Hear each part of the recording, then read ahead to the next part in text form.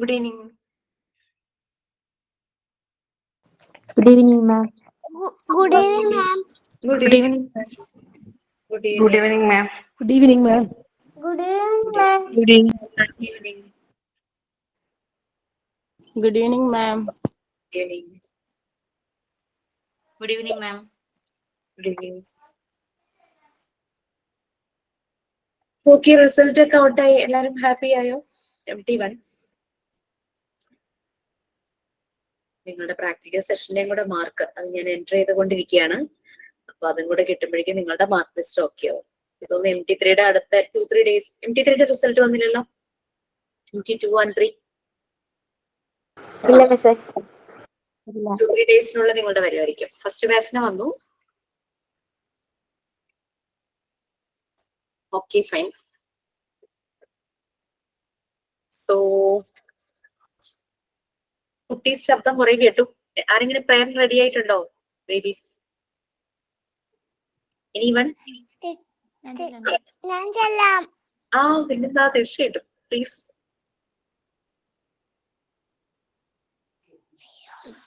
ഭാവിക.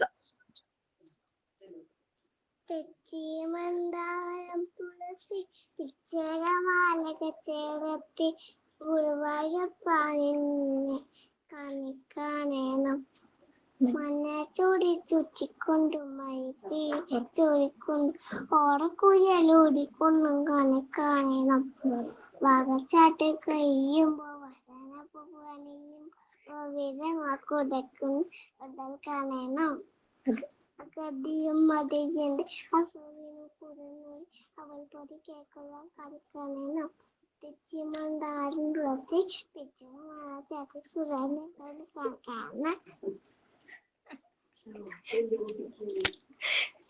Thank you. Thank you. That is very nice, lovely. Oh my God. ആദ്യമായിട്ട് prayer സമയത്ത് ഞാൻ കണ്ണു തുറന്നു നിന്നത് കണ്ണൊക്കെ ഇങ്ങനെ നിറഞ്ഞു വരുമായിരുന്നു. ഓക്കെ, ഇനി ആരെങ്കിലും ഉണ്ടോ?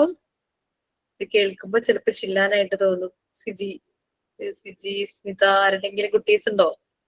സ്മിത എല്ലാം തോന്നുന്നു. സ്മിത റെസ്റ്റ്. ഓക്കെ,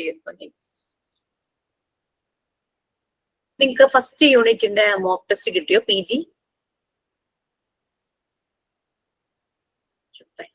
നോക്കിയോ? വായിച്ചു നോക്കിയോ? ഓക്കെ ആണോ? ആ ഒരു പാറ്റേൺ ഒക്കെയാണ്. ആ ഒരു പാറ്റേൺ പോലെ തന്നെയായിരിക്കും കേട്ടോ എക്സാം. ജസ്റ്റ് നമ്മൾ സിമ്പിൾ ആയിട്ടിരുന്നൊന്ന് വായിച്ചു നോക്കുക. അപ്പം ഞാൻ ഇതുപോലെ റിലാക്സ് ചെയ്തിരുന്ന് വായിച്ചിട്ടാണ് ആ ക്വസ്റ്റ്യൻസ് പ്രിപ്പയർ ചെയ്തത്. ഓടിപ്പിടിച്ച് ചെയ്തല്ല. കാരണം എനിക്ക് തോന്നി എന്നാലേ അത് ആദ്യമായിട്ടൊരു കുട്ടി വായിക്കുന്ന പോലെ ഞാൻ ഇരുന്നൊന്ന് വായിച്ചു, എന്നിട്ട് ക്വസ്റ്റ്യൻസ് ഉണ്ടാക്കി. അപ്പൊ കുറച്ചുകൂടെ സിമ്പിൾ ആണെന്ന് എനിക്ക് തോന്നുന്നു. ഓക്കെ, ഞാൻ 4th യൂണിറ്റിലെ ബാക്കി പോർഷൻസിലേക്ക് കടക്കുകയാണ്. ദെൻ സൂപ്പർവിഷനിൽ കുറച്ച് പോർഷൻസ് ഉണ്ട്. അതുകൊണ്ട് ഇന്നത്തെ ദിവസം കൊണ്ട് നമുക്ക് മാക്സിമം അത് എടുത്ത് തീർക്കാൻ പറ്റും എന്നാണ് എനിക്ക് തോന്നുന്നത്. നോക്കിയിട്ട് എല്ലാ യൂണിറ്റ്സും, ഈ ഒരു ലാസ്റ്റ് വന്ന യൂണിറ്റ്സ് എല്ലാം തന്നെ എല്ലാ യൂണിറ്റ്സും ഒന്ന് വായിച്ചാൽ നമുക്ക് മനസ്സിലാകുന്നതാണ്. അപ്പൊ ടൈം ടേബിൾ നിങ്ങൾക്ക് ഇട്ടിട്ടുണ്ടോ? മോഡൽ എക്സാമും ഉണ്ട്, മെയിൻ എക്സാമും ഉണ്ടായിരിക്കും. ടൈം ടേബിൾ കിട്ടിയോ? കിട്ടി മാം. നമുക്ക് ലീസ്റ്റ് ടൈം തന്നെയാണ് നല്ലത്. ഒത്തിരി ടൈം ഉണ്ടെങ്കിൽ നമ്മൾ ഒട്ടും പ്രിപ്പയർ ചെയ്യില്ല. പ്രത്യേകിച്ചും വെക്കേഷൻ ആണ്, വീട്ടില് പല കാര്യങ്ങൾ വരും. ലീസ്റ്റ് ടൈമിൽ വെറുതെ വായിക്കുക. കുട്ടികളെ നല്ലപോലെ വായിക്കുന്ന കുട്ടികൾ വീട്ടിലുണ്ടെങ്കിൽ നമ്മൾ എന്തെങ്കിലും ജോലിക്കിടയ്ക്ക് വായിക്കാൻ അവരെ ഏൽപ്പിക്കുക. എന്നിട്ട് നല്ലപോലെ കേൾക്കുക, എന്നാലും കുഴപ്പമുണ്ടാവില്ല. അപ്പൊ അങ്ങനെ നിങ്ങൾ ഒന്ന് പ്ലാൻ ചെയ്യൂ. അപ്പൊ മോഡൽ എക്സാമിന് മുമ്പ് നമുക്കൊരു സെഷനും കൂടി ഇരിക്കാം, ഒന്ന് റിവൈസ് ചെയ്യാനായിട്ട്. ജസ്റ്റ് നമുക്കൊന്ന് ഡിസ്കസ് ചെയ്ത് പോകാം. അതായത് എക്സാം പോയിന്റ് ഓഫ് വ്യൂവിൽ ഒരു ഡിസ്കഷൻ, റിവിഷൻ പോലെ, സാധാരണ റിവിഷൻ പോലെയല്ല, ഒരു റിഫ്രഷിംഗ് സെഷൻ വെക്കാം എക്സാം പോയിന്റ് ഓഫ് വ്യൂവിൽ. അത് കുറച്ചുകൂടെ ഹെൽപ്പ് ചെയ്യായിരിക്കും. അത് മോഡൽ എക്സാമിന് മുമ്പ് വയ്ക്കാം. Okay okay, fine. സോ വേറെ കുട്ടീസ് ഒന്നും ഇല്ലല്ലോ പ്രേയറിന്? നമുക്ക് ക്ലാസ് തുടങ്ങാലോ.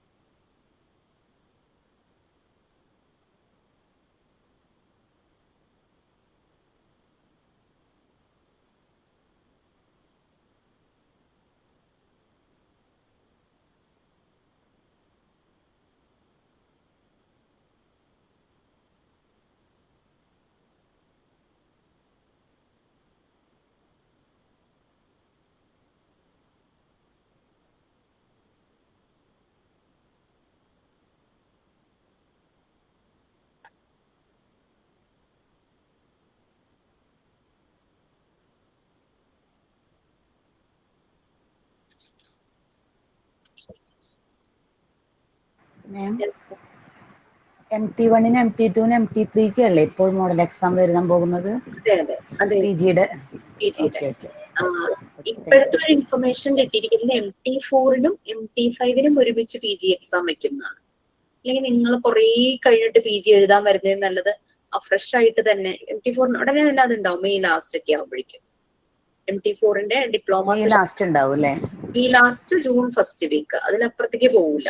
അപ്പൊ പിന്നെ നമ്മള് മറക്കില്ല, അപ്പൊ തന്നെ അങ്ങ് എഴുതി ആ 2 പേപ്പർ അങ്ങ് ക്ലിയർ ചെയ്ത് വെച്ച് കഴിഞ്ഞാൽ പിന്നെ ഡിപ്ലോമയുടെ സബ്ജക്ട്സ് നോക്കിയാൽ മതിയല്ലോ. അതല്ലേ നല്ലത്. ഞങ്ങൾ MT5-ന്റെ ഡിപ്ലോമയുടെ ഒന്നും എക്സാം കഴിയില്ലാന്ന് തോന്നുന്നു ആ ടൈമില്. ഡിപ്ലോമയുടെ MT5-ന്റെ ഞാനിപ്പോ ഇതെടുത്തോണ്ടിരിക്കണേ മോണ്ടിസോറി മെറ്റീരിയൽസിന്റെ പ്രിപ്പയർഡ് എൻവയോൺമെന്റ്. ഓക്കെ. 10th ലെസണും കൂടി എടുക്കാനുണ്ട് അതിന്റെ. പിന്നെ പാർട്ട് 4 1-2 ഡേയ്സിൽ തീരുമായിരിക്കും. അപർണ മാമും മറ്റേ മാം ആദ്ര മാം കൂടി തീർക്കും. അത് കഴിയുമ്പോഴേക്കും നിങ്ങളുടെ പ്രാക്ടിക്കൽ സെഷൻ ഓൺലൈൻ സ്റ്റാർട്ട് ചെയ്യും. അതിന്റെ ഇൻ ബിറ്റ്വീൻ ഞാൻ എടുക്കാനുള്ള പോർഷൻ അങ്ങ് തീർക്കും. പിന്നെ ആഴ്ചയിൽ ഒരു ക്ലാസ് അല്ലേ എനിക്കുള്ളൂ. അതുകൊണ്ട് ഞാൻ വേണമെങ്കിൽ 2-3 ക്ലാസ് എടുത്ത് വേഗം അതങ്ങ് തിയറി പോർഷൻസ് അങ്ങ് കംപ്ലീറ്റ് ചെയ്യാം. മോക്ക് ടെസ്റ്റും പ്രൊവൈഡ് ചെയ്തങ്ങ് കഴിയുമ്പോഴേക്കും നിങ്ങളുടെ പ്രാക്ടിക്കലും കഴിഞ്ഞ് നമുക്ക് ഇൻസ്റ്റിറ്റ്യൂട്ടിലെ പ്രാക്ടിക്കൽ സെഷൻ അങ്ങനെ പോകും. Okay, we will discuss in the class. Okay. അപ്പോൾ നമ്മുടെ ഡിപ്ലോമയുടെ മോഡൽ എക്സാമും PG എക്സാം ഒരുമിച്ചാണോ വരിക? MT5-ന് ആ രീതിയിലെ ടൈം ടേബിൾ അങ്ങനെ ക്ലാസ് ഉണ്ടാവില്ല. ഓക്കെ. അതിനെക്കുറിച്ച് ഡിപ്ലോമയ്ക്ക് മുമ്പ് ചിലപ്പോ PG ഉണ്ടാവുമായിരിക്കും അല്ലേ? ഡിപ്ലോമയ്ക്ക് മുമ്പാട് ചിലപ്പോൾ PG ഉണ്ടാകാം. Okay. Okay, Nisha time management പറഞ്ഞു. അപ്പൊ നമ്മളിങ്ങനെ ഐസക് പിച്ച്മാൻ അതിനെ കുറിച്ച് നമ്മൾ പറഞ്ഞിട്ടുണ്ടായിരുന്നു അല്ലെ? ഐസക് പിച്ച്മാൻ ഷോർട്ട് ഹാൻഡിന്റെ ഫൗണ്ടർ എന്നുള്ള രീതിയിൽ. പക്ഷെ അദ്ദേഹം ടൈമിന് അത്രയും വാല്യൂ കൊടുത്തതുകൊണ്ടായിരിക്കാം ഏറ്റവും ചെറിയ രീതിയിൽ അങ്ങോട്ട് കാര്യങ്ങൾ മാനുസ്ക്രിപ്റ്റ് ചെയ്യട്ടെ എന്നുള്ള രീതിയിൽ പറഞ്ഞതായിരിക്കാം. സെമിനെ ഞാൻ മെസ്സേജ് കണ്ടു. കോൺവെക്കേഷൻ കോട്ട് ആൻഡ് ഹാറ്റ് നമ്മൾ എടുക്കണോ? നിങ്ങൾ വാങ്ങുമൊന്നും വേണ്ട, ജസ്റ്റ് ഹിയർ ഇവിടെ തന്നെ ഉണ്ട്. ഫംഗ്ഷന്റെ ആ ടൈം കഴിയുമ്പോഴേക്കും അത് തിരിച്ച് റിട്ടേൺ ചെയ്യണമെന്ന് മാത്രമേ ഉള്ളൂ. ഓക്കെ, സോ അങ്ങനെ വന്നു. ഇപ്പൊ ടൈം ടേബിൾ എന്ന് പറയുന്നത് വളരെ ഇമ്പോർട്ടന്റ് ആയിട്ടുള്ള ഒരു ഇൻസ്ട്രുമെന്റ് ആണെന്ന് നമ്മൾ പറഞ്ഞു പോയി. അവിടെ ഒരു ഇൻഡിസ്പെൻസിബിൾ എന്നുള്ള വാക്ക് ചേർക്കണമായിരുന്നു. Necessary document white. കാരണം ടൈം ടേബിൾ ഇല്ലെങ്കിൽ, ഒരു ഷെഡ്യൂൾ ഇല്ലെങ്കിൽ, അപ്പൊ നിങ്ങൾ ആലോചിക്കും മോണ്ടിസോറി മെത്തേഡില് ടൈം ടേബിൾ ഇല്ലല്ലോ. യെസ്, അവിടെ അത് ഡിഫറെന്റ് ആണ്, ആക്ടിവിറ്റി ഓറിയന്റഡ് ആണ്. അത് 6 years വരെയുള്ള കുട്ടികളുടെ കാര്യത്തിലല്ലേ. ഹയർ ക്ലാസ്സിലേക്ക് പോകുമ്പോൾ കോളേജ് ലെവൽ അല്ലെങ്കിൽ ഹൈസ്കൂൾ അങ്ങനെ ലെവലില് ചുമ്മാ ടൈം ടേബിൾ ഇല്ലാതെ തോന്നുന്നത് പോലെയാണ് കാര്യങ്ങളെങ്കിൽ നമുക്ക് കുറെ വേസ്റ്റേജ് വരും. അതാണ് നെക്സ്റ്റ് ഒരു പോയിന്റ്സ്, ആരോ മാർക്ക് ഇട്ട പോയിന്റ്സ് കൊടുത്തിരിക്കുന്നത്. ആ ക്ലാസ് റൂം അല്ലെങ്കിൽ അതിന്റെ സ്കൂളിന്റെ ആ ഒരു പ്രോസസ് അത് നല്ല രീതിയിൽ നടക്കണമെങ്കിൽ ഒരു ടൈം ടേബിൾ വേണം, ഒരു ഷെഡ്യൂൾ വേണം. അത് ടൈം ടേബിൾ ശരിക്കും സ്പീഡപ്പ് ചെയ്യാണ് പല പ്രോഗ്രാംസ്. ഈവൻ ദോ കരിക്കുലം മാത്രമല്ല time table, co curricular activities അല്ലെങ്കിൽ ഒരു programme, art related programme, science related programme, maths related programmes, അതെല്ലാം ഒരു അക്കാദമിക് കലണ്ടർ സ്കൂൾ സൂക്ഷിക്കുന്നുണ്ടാവുമല്ലോ. അതിന്റെ ഷെഡ്യൂൾ അനുസരിച്ചായിരിക്കും. പിന്നെ അറിയാം പെട്ടെന്ന് ഉണ്ടാകുന്ന ചില അവധികളൊക്കെ വരും. മഴ തുടങ്ങി കഴിഞ്ഞു കഴിഞ്ഞാൽ അല്ലെങ്കിൽ ഏതെങ്കിലും നമ്മളുടെ നേഷൻ വൈഡില് ചില അവധികൾ വരാം. ആരെങ്കിലും നമുക്ക് നഷ്ടപ്പെട്ടു പോവുകയാണെങ്കിൽ, നേഷൻ ആദരിക്കുന്ന ഏതെങ്കിലും വ്യക്തികൾ നമുക്ക് നഷ്ടപ്പെട്ടു പോയി കഴിഞ്ഞാൽ പെട്ടെന്നുള്ള അവധികളൊക്കെ വരുമ്പോൾ അതൊക്കെ ഒന്ന് ഷെഡ്യൂൾ ചെയ്യണം. ആ ഒരു ദിവസം വർക്കിംഗ് ഡേ പോകുമ്പോൾ പിന്നെയുള്ള വരുന്ന ദിവസങ്ങളിൽ അതിനെ കോമ്പൻസേറ്റ് ചെയ്യുന്ന രീതിയിൽ ചിലപ്പോൾ സാറ്റർഡേസ് കോമ്പൻസേറ്റ് ഡേ ആയിട്ടോ അങ്ങനെയൊക്കെ, അങ്ങനെ ഓരോ കാര്യങ്ങൾ. അപ്പൊ എക്സ്പെഡിറ്റ് സ്പീഡപ്പ് ചെയ്യാനായിട്ട് ഇത് യൂസ് ചെയ്യും. Eradicate removal of wastage. Eradicate wastage എന്ന് പറഞ്ഞാൽ റിമൂവൽ ഓഫ് വേസ്റ്റേജ്. എൻഷുർ ചെയ്യുന്നു കേപ്പബിലിറ്റി, നല്ല രീതിയിൽ തന്നെ ഒരു ഷുവർ എൻഷുർ ചെയ്യുവാണ്. ഡിഫറെന്റ് സബ്ജക്ട്സിനും ആക്ടിവിറ്റീസിനും വേണ്ടിയിട്ട് ടൈം അലോട്ട് ചെയ്യുവാണ് അവിടെ. അപ്പൊ ഈ ക്ലാസ് റൂംസും സ്കൂളിലെ പല ആക്ടിവിറ്റിയും നല്ല രീതിയിൽ പ്രോസസ്സ് ചെയ്യാനായിട്ട് ടൈം ടേബിൾ ഹെൽപ്പ് ചെയ്യുന്നു. അതൊരു ഡിസിപ്ലിൻ മെയിൻറ്റെയിൻ ചെയ്യുന്നു. ഇൻ എഫക്റ്റ് അതിന്റെ ഒരു ഗോൾ എന്ന് പറയുന്നത് ഡിസിപ്ലിൻ മെയിൻറ്റെയിൻ. കുട്ടികൾക്ക് ആവശ്യമുള്ള അക്കാദമിക് ആയിട്ടും നോൺ അക്കാദമിക് ആയിട്ടുള്ള കാര്യങ്ങളെല്ലാം തന്നെ ഇതിലൂടെ ലഭിക്കും.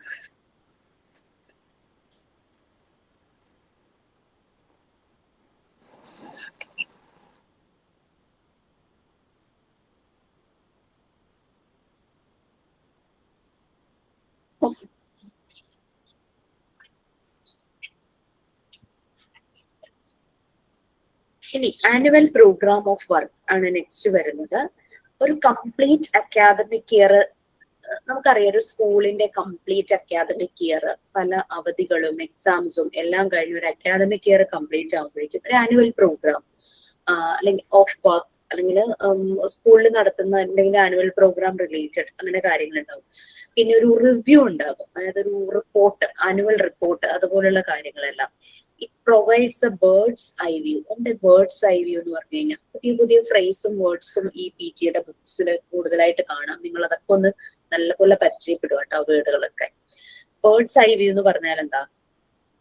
ഒരു പനോരമിക് വ്യൂ ആണ്, അതായത് viewed from an altitude or distance. നമ്മൾ ദൂരെ നിന്ന് നോക്കിക്കാണുമ്പോൾ അതിനെ കുറിച്ച് ഒരു ആനുവൽ ലാസ്റ്റ് ഒരു റിവ്യൂ, ലാസ്റ്റ് എല്ലാം അക്കാദമിക് ഇയർ കഴിയുമ്പോഴേക്കും നമ്മളൊരു ക്രൂഷ്യൽ ആയിട്ടൊരു അതിനൊന്ന് വിഷ്വലൈസ് ചെയ്യും. ദൂരെ നിന്ന് ഒരു ബേർഡ്സ് ഐ വ്യൂ എന്ന് പറഞ്ഞു കഴിഞ്ഞാൽ ബേർഡ്സ് ഒത്തിരി ഉയരത്തിൽ പറക്കുന്ന അതാണല്ലോ. അപ്പം ആ ഒരു ഡിസ്റ്റൻസിൽ നിന്നുള്ള ഒരു വ്യൂ പോലെ എന്തൊക്കെ കാര്യങ്ങളായിരുന്നു ആ സമയത്ത് ആ ഒരു അക്കാദമിക് ഇയറിൽ ഷെഡ്യൂൾ ചെയ്തത്, അങ്ങനെ ഇങ്ങനെയുള്ള കാര്യങ്ങളെല്ലാം.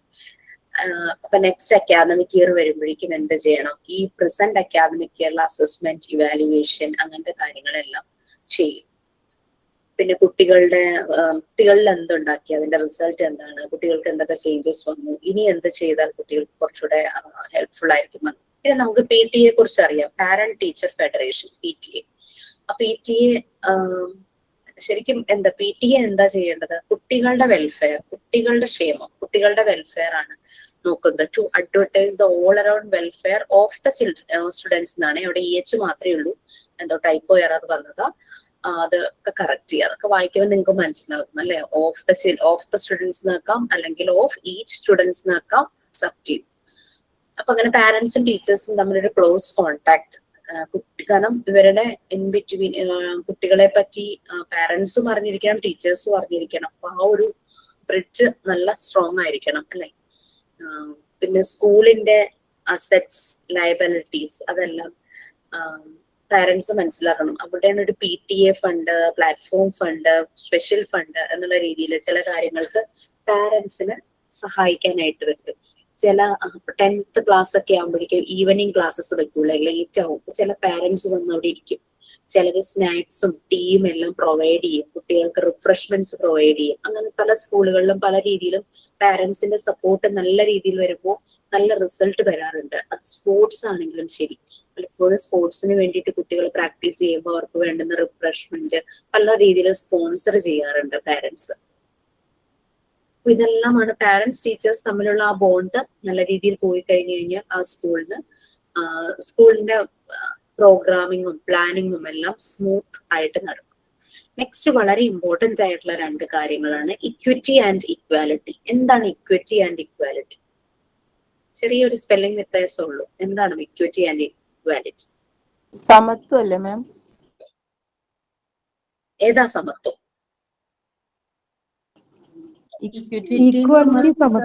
ഈക്വാലിറ്റി. ഓക്കെ, ഇക്വാലിറ്റി ആണോ സമത്വം? ഇക്വിറ്റി എന്താണ്?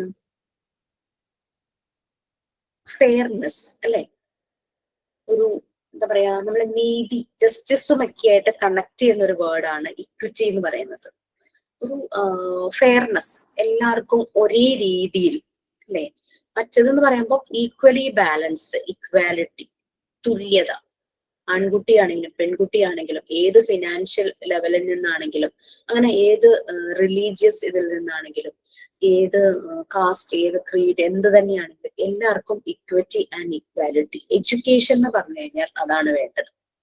വിദ്യാഭ്യാസം ഓരോ പൗരന്റെയും മൗലിക അവകാശമാണെന്നൊക്കെ പറഞ്ഞിട്ട് നമ്മൾ പഠിച്ചിട്ടുണ്ടല്ലേ. ഇന്ത്യൻ ഭരണഘടനയിൽ പറയുന്നുണ്ട് എല്ലാവർക്കും എഡ്യൂക്കേഷനുള്ള ഒരു ഫ്രീഡം ഉണ്ട് അല്ലെ. എല്ലാവരും ഡിസേർവ് ചെയ്യുന്ന കാര്യമാണ്. അത് ദാനം കൊടുക്കേണ്ടത് പോലുള്ള കാര്യമൊന്നുമല്ല. All persons deserve it, education എന്ന് പറയുന്നത്. So equity that means fairness, something related with justice and equality, equally balanced. ഇത് രണ്ട് ആസ്പെക്ട്സ് ആണ്. ഇത് നമ്മൾ എഡ്യൂക്കേഷന്റെ കാര്യത്തിലാണെങ്കിലും ഏതൊരു ഓർഗനൈസേഷന്റെ പ്ലാനിങ് അങ്ങനെയുള്ള ഇതെല്ലാം വരുന്നിടത്തെല്ലാം ഈ രണ്ട് കാര്യം വളരെ ഇമ്പോർട്ടന്റ് ആണ്. ഇക്വിറ്റി എന്ന് പറയുമ്പോഴേക്കും അതൊരു ഒപ്പീനിയൻ അല്ലെങ്കിൽ something like belief of social justice. എല്ലാവർക്കും ഒരു സാമൂഹ്യ നീതി എന്നൊക്കെ പറയുന്ന പോലെ അത് ഏത് വിഭാഗത്തിൽപ്പെട്ടവരാണെങ്കിലും എല്ലാവർക്കും അത് ഒരുപോലെ തന്നെ കിട്ടണം. ഓക്കെ. പിന്നെ ഇക്വാലിറ്റി എന്ന് പറയുമ്പോൾ അതൊരു എഡ്യൂക്കേഷണൽ ഓപ്പർച്യൂണിറ്റി ആണെങ്കിൽ എല്ലാവർക്കും ആ ഓപ്പർച്യൂണിറ്റി ഫുള്ളസ്റ്റ് ഫോമില്, കംപ്ലീറ്റഡ് ഫോമില് കിട്ടണം. അല്ലാതെ ചില വിഭാഗങ്ങൾക്ക് കുറച്ച്, ചില വിഭാഗങ്ങൾക്ക് കൂടുതൽ, ആ രീതിയിലല്ല. എല്ലാവർക്കും അതൊരു ഫുള്ളസ്റ്റ് ഓപ്പർച്യൂണിറ്റി ആയിട്ട് കിട്ടണം ടു ഡെവലപ്പ്. അവരുടെ സ്കിൽസ് ഡെവലപ്പ് ചെയ്യും. കുട്ടികൾക്ക് എഡ്യൂക്കേഷൻ കൊടുക്കണമെങ്കിൽ അവരുടെ സ്കില്ല് ഡെവലപ്പ് ചെയ്യാൻ വേണ്ടിയിട്ടാണ്. അങ്ങനെ അവരുടെ കേപ്പബിലിറ്റിക്ക് അനുസരിച്ച് അവരുടെ സ്കില്ല് ഡെവലപ്പ് ചെയ്ത് വരും. അപ്പൊ ഇവിടെയെല്ലാം ഇക്വിറ്റി, ഇക്വാലിറ്റി എഡ്യൂക്കേഷണൽ സെറ്റിങ്ങിൽ വളരെ ഇമ്പോർട്ടന്റ് ആണ്. ഏത് വിഭാഗത്തിൽപ്പെടുന്ന ആളുകളാണെങ്കിലും അവർക്കൊരു ഡിസ്ക്രിമിനേഷൻ വരാതെ തുല്യമായിട്ട് തന്നെ ഈ ഫെസിലിറ്റീസും ഓപ്പർച്യൂണിറ്റീസും എല്ലാം പ്രൊവൈഡ് ചെയ്യും. അപ്പൊ എഡ്യൂക്കേഷന്റെ ക്വാളിറ്റി അത് അഷ്വർ ചെയ്യുകയും വേണം. സ്കൂളാണെങ്കിലും കോളേജ് ആണെങ്കിലും ആ കുട്ടികൾക്ക് കിട്ടുന്ന എഡ്യൂക്കേഷന്റെ ക്വാളിറ്റി അത് വളരെ ഇമ്പോർട്ടന്റ് ആയിരുന്നു. Next, inclusive education. നിങ്ങൾ കേട്ടിട്ടുണ്ടാവും പലപ്പോഴും ഇൻക്ലൂസീവ് എഡ്യൂക്കേഷൻ. ഇതിന്റെ ഒരു ഇമ്പോർട്ടൻസ് പ്രത്യേകിച്ച് മോണ്ടിസോറി മെത്തേഡിലൂടെ പോകുന്ന നമ്മൾ ഫെസിലിറ്റേറ്റേഴ്സ് വളരെയധികം മനസ്സിലാക്കും. ഇൻക്ലൂസീവ് എന്ന് പറഞ്ഞിട്ട് അതിന് മുമ്പ് അവിടെ ഇക്വാലിറ്റിയുടെ ഒരു സെന്റൻസ് പറയുന്നുണ്ട്. ജസ്റ്റ് ഒന്ന് നോക്കിക്കോളൂ. Equality is A gauge. Gauge എന്ന് പറഞ്ഞാൽ ഇവിടെ മീൻ ചെയ്യുന്നത് സ്റ്റാൻഡേർഡ്. അതൊരു സ്റ്റാൻഡേർഡ് ആണ്, ഒരാൾക്ക് കിട്ടേണ്ട ഒരു സ്റ്റാൻഡേർഡ് ആണ് ഇക്വാലിറ്റി എന്ന് പറയുന്നത്. ഒരു ചലഞ്ചിങ് ടാസ്ക് ആണ്. ഇതിന് ശരിക്കും പ്രോപ്പർ പ്ലാനിങ് തന്നെ വേണം. പലപ്പോഴും ക്വസ്റ്റ്യനബിൾ ആണിത്. എനിക്ക് കിട്ടി, അവന് കിട്ടിയില്ല, അങ്ങനെ ഒരു കേസ് വരരുത്. അതുകൊണ്ട് പ്രോപ്പർ പ്ലാനിങ്ങിലൂടെ മാത്രമാണ് ഇക്വിറ്റി, പ്രോപ്പർ എഡ്യൂക്കേഷൻ പ്ലാനിങ്ങിലൂടെ മാത്രമാണ് ഇക്വിറ്റിയും ഇക്വാലിറ്റിയും പ്രൊവൈഡ് ചെയ്യാനായിട്ട് പറ്റുള്ളൂ. So next, inclusive education. Inclusive education എന്ന് പറഞ്ഞു കഴിഞ്ഞാൽ നമുക്കറിയാം, ഒരു സ്കൂള് അല്ലെങ്കിൽ കോളേജ് അല്ലെങ്കിൽ ഒരു ഇൻസ്റ്റിറ്റ്യൂഷൻ എന്ന് ജനറലി പറഞ്ഞു കഴിഞ്ഞാൽ അവിടെ രണ്ട് പ്രോസസ്സാണ് നടക്കുന്നത് മെയിൻ ആയിട്ടും ക്ലാസ് റൂമുകളിൽ. ഒന്ന് ടീച്ചിങ്, മറ്റേത് ലേണിംഗ്. അല്ലെ? ടീച്ചിങ്, വൺ ഹൂ ടീച്ചേഴ്സ്, അവിടെ ടീച്ചറുണ്ട്. അത് മനസ്സിലാക്കി ലേണിംഗ് പ്രോസസ്സിലൂടെ പോകുന്ന ലേണേഴ്സ്, സ്റ്റുഡൻസും ഉണ്ട്. അപ്പൊ ഒരു ടീച്ചിങ് ലേണിംഗ് എൻവയോൺമെന്റ് ആണ് ശരിക്കും ഒരു സ്കൂളിലെ, ഒരു ഇൻസ്റ്റിറ്റ്യൂഷനിലെ ക്ലാസ് റൂം എന്ന് പറയുന്നത്. അതെന്ന് പറഞ്ഞാൽ എങ്ങനെയായിരിക്കണം? ആ ടീച്ചിങ് ലേണിംഗ് എൻവയോൺമെന്റ് വളരെ വെൽക്കമിങ് ആയിരിക്കണം. എന്നാൽ മാത്രമാണ് കുട്ടികൾ അത് അക്സെപ്റ്റ് ചെയ്ത് അവരുടെ ആ ഒരു ലേണിംഗ് പ്രോസസ് നല്ല രീതിയിൽ പോകും. ഒരു വെൽക്കമിങ് അറ്റ്മോസ്ഫിയർ ആയിരിക്കണം. എല്ലാ ലേണേഴ്സിനെയും, ലേണേഴ്സ് എന്ന് ഉദ്ദേശിക്കുന്നത് സ്റ്റുഡൻസിനെ സപ്പോർട്ട് ചെയ്യണം. 30 കുട്ടികൾ ഉണ്ടെങ്കിൽ 30 കുട്ടികളുടെയും പൊട്ടൻഷ്യൽ ഡിഫറെന്റ് ആയിരിക്കും. അപ്പൊ അവരുടെ ലേണിംഗ് സ്റ്റൈല് ഡിഫറെന്റ് ആയിരിക്കും. അതെല്ലാം വെച്ചിട്ട് വേണം ആ കുട്ടികൾക്ക് വേണ്ടുന്ന ലേണിംഗ് അറ്റ്മോസ്ഫിയർ പ്രൊവൈഡ് ചെയ്യാൻ. ഈ ലേണിംഗ് സ്റ്റൈല് ഡിഫറെന്റ് ആണെങ്കിൽ കൂടിയും എല്ലാ കുട്ടികളെയും, എല്ലാ ലേണേഴ്സിനെയും സപ്പോർട്ട് ചെയ്യുന്ന, വെൽക്കം ചെയ്യുന്ന ഒരു ടീച്ചിങ് ലേണിംഗ് എൻവയോൺമെന്റ് ആയിരുന്നു. അവിടെ ഇല്ല, ഞാൻ നിങ്ങൾക്ക് ഇൻക്ലൂസീവ് എഡ്യൂക്കേഷൻ മനസ്സിലാകാൻ വേണ്ടിയിട്ട് ഒന്ന് പറഞ്ഞതാണ്. ഓക്കെ. ഇനി പലപ്പോഴും ഒരു ക്ലാസ് റൂമിൽ വരുന്ന എല്ലാ കുട്ടികളും ഭയങ്കര ഇന്റലക്ച്വൽ ലെവലിലുള്ളവരാവണമെന്നില്ല. ആവറേജ് സ്റ്റുഡൻസ് ഉണ്ടാകും, ബിലോ ആവറേജ് സ്റ്റുഡൻസ് ഉണ്ടാകും, ചിലർക്ക് ചില ഡിഫോമിറ്റീസ് ഉണ്ടാകും, സ്പെഷ്യൽ കിഡ്സ് ഉണ്ടാകും, അല്ലെ? സ്പെഷ്യൽ നീഡ്സ് ആവശ്യമുള്ളവര്, അവർക്ക് പ്രത്യേകം സപ്പോർട്ട് വേണ്ടി വരും. എന്നാൽ മാത്രമാണ് അവർക്ക് ആ ലേണിംഗ് പ്രോസസ്സിലൂടെ കടന്നു പോകാനായിട്ട് പറ്റൂ. അപ്പൊ അങ്ങനെ കുട്ടികളുടെ സ്പെഷ്യൽ നീഡ്സ് അഡ്രസ് ചെയ്ത് അവർക്ക് വേണ്ടുന്ന സപ്പോർട്ട് കൊടുക്കണം. അപ്പോൾ പറഞ്ഞു, നമ്മളൊരു മോണ്ടിസോറി ഫെസിലിറ്റേറ്റർ ആവുമ്പോൾ നമ്മൾക്ക് പെട്ടെന്ന് മനസ്സിലാവും കുട്ടികളുടെ ഇഷ്യൂസ്. നമുക്ക് മനസ്സിലാകാൻ, നമുക്ക് ഗൈഡ് ചെയ്യാൻ ചിലപ്പോൾ പറ്റുമായിരിക്കും. പക്ഷെ നമുക്കൊരു ആക്ടിവിറ്റി കൊടുത്ത് അത് ക്ലിയർ ചെയ്യാനായിട്ട് നമ്മൾ അപ്ഡേറ്റഡ് ആവേണ്ടിയിരിക്കും. മനസ്സിലായോ? നമ്മളിപ്പോ ചിലപ്പോൾ വേറെ പുറത്തൊരിടത്തേക്ക് കൊണ്ടുപോകാനായിട്ട് പാരന്റ്സിനോട് പറയാം. പക്ഷെ ചില പാരന്റ്സ് ഒന്നും മടിക്കും. എന്റെ കുട്ടിക്ക് കുഴപ്പമില്ല, കുറച്ചുകൂടെ വലുതാകുമ്പോൾ ശരിയാവുമെന്ന് അവരങ്ങ് സ്വയം പറയും. കാരണം ഒരു ക്ലിനിക്കിലേക്ക് കൊണ്ടുപോകാൻ അവരെ സംബന്ധിച്ച് ചില ബ്ലോക്കിംഗ് ഉണ്ടാവുമായിരിക്കും. If we know that how to address that problem, then parents ഭയങ്കര ഹാപ്പി ആയിരിക്കും. സോ നിങ്ങൾ അപ്ഡേറ്റഡ് ആകുക. അത് ഞാൻ മോണ്ടിസോറി പഠിച്ചു. നമ്മുടെ പ്ലാറ്റ്ഫോം ഓൺലൈൻ ആണ്, ലിമിറ്റഡ് ആണ്, ലിമിറ്റേഷൻസ് ഉണ്ട്. Maximum we are trying to provide you all the best things. പക്ഷെ നമുക്ക് ഈ ലിമിറ്റേഷൻസ് കൊണ്ട് പലപ്പോഴും അത് ശരിയായ രീതിയിൽ ആ മെത്തേഡ് നിങ്ങൾക്ക് മനസ്സിലായിട്ടുണ്ടാവുമോ എന്ന് എനിക്ക് അറിയില്ല. എന്നാലും മാക്സിമം ട്രൈ ചെയ്തിട്ടുണ്ട്. ബട്ട് നമുക്ക് അപ്ഡേറ്റ് ചെയ്യാം, കൂടുതൽ വായിക്കാം ഈ മെത്തേഡിനെ കുറിച്ചിട്ട്, അങ്ങനെയുള്ള സ്കൂളുകൾ വിസിറ്റ് ചെയ്യാം, അല്ലെങ്കിൽ നമുക്ക് റിലേറ്റഡ് സ്റ്റഡിക്ക് പോകാം.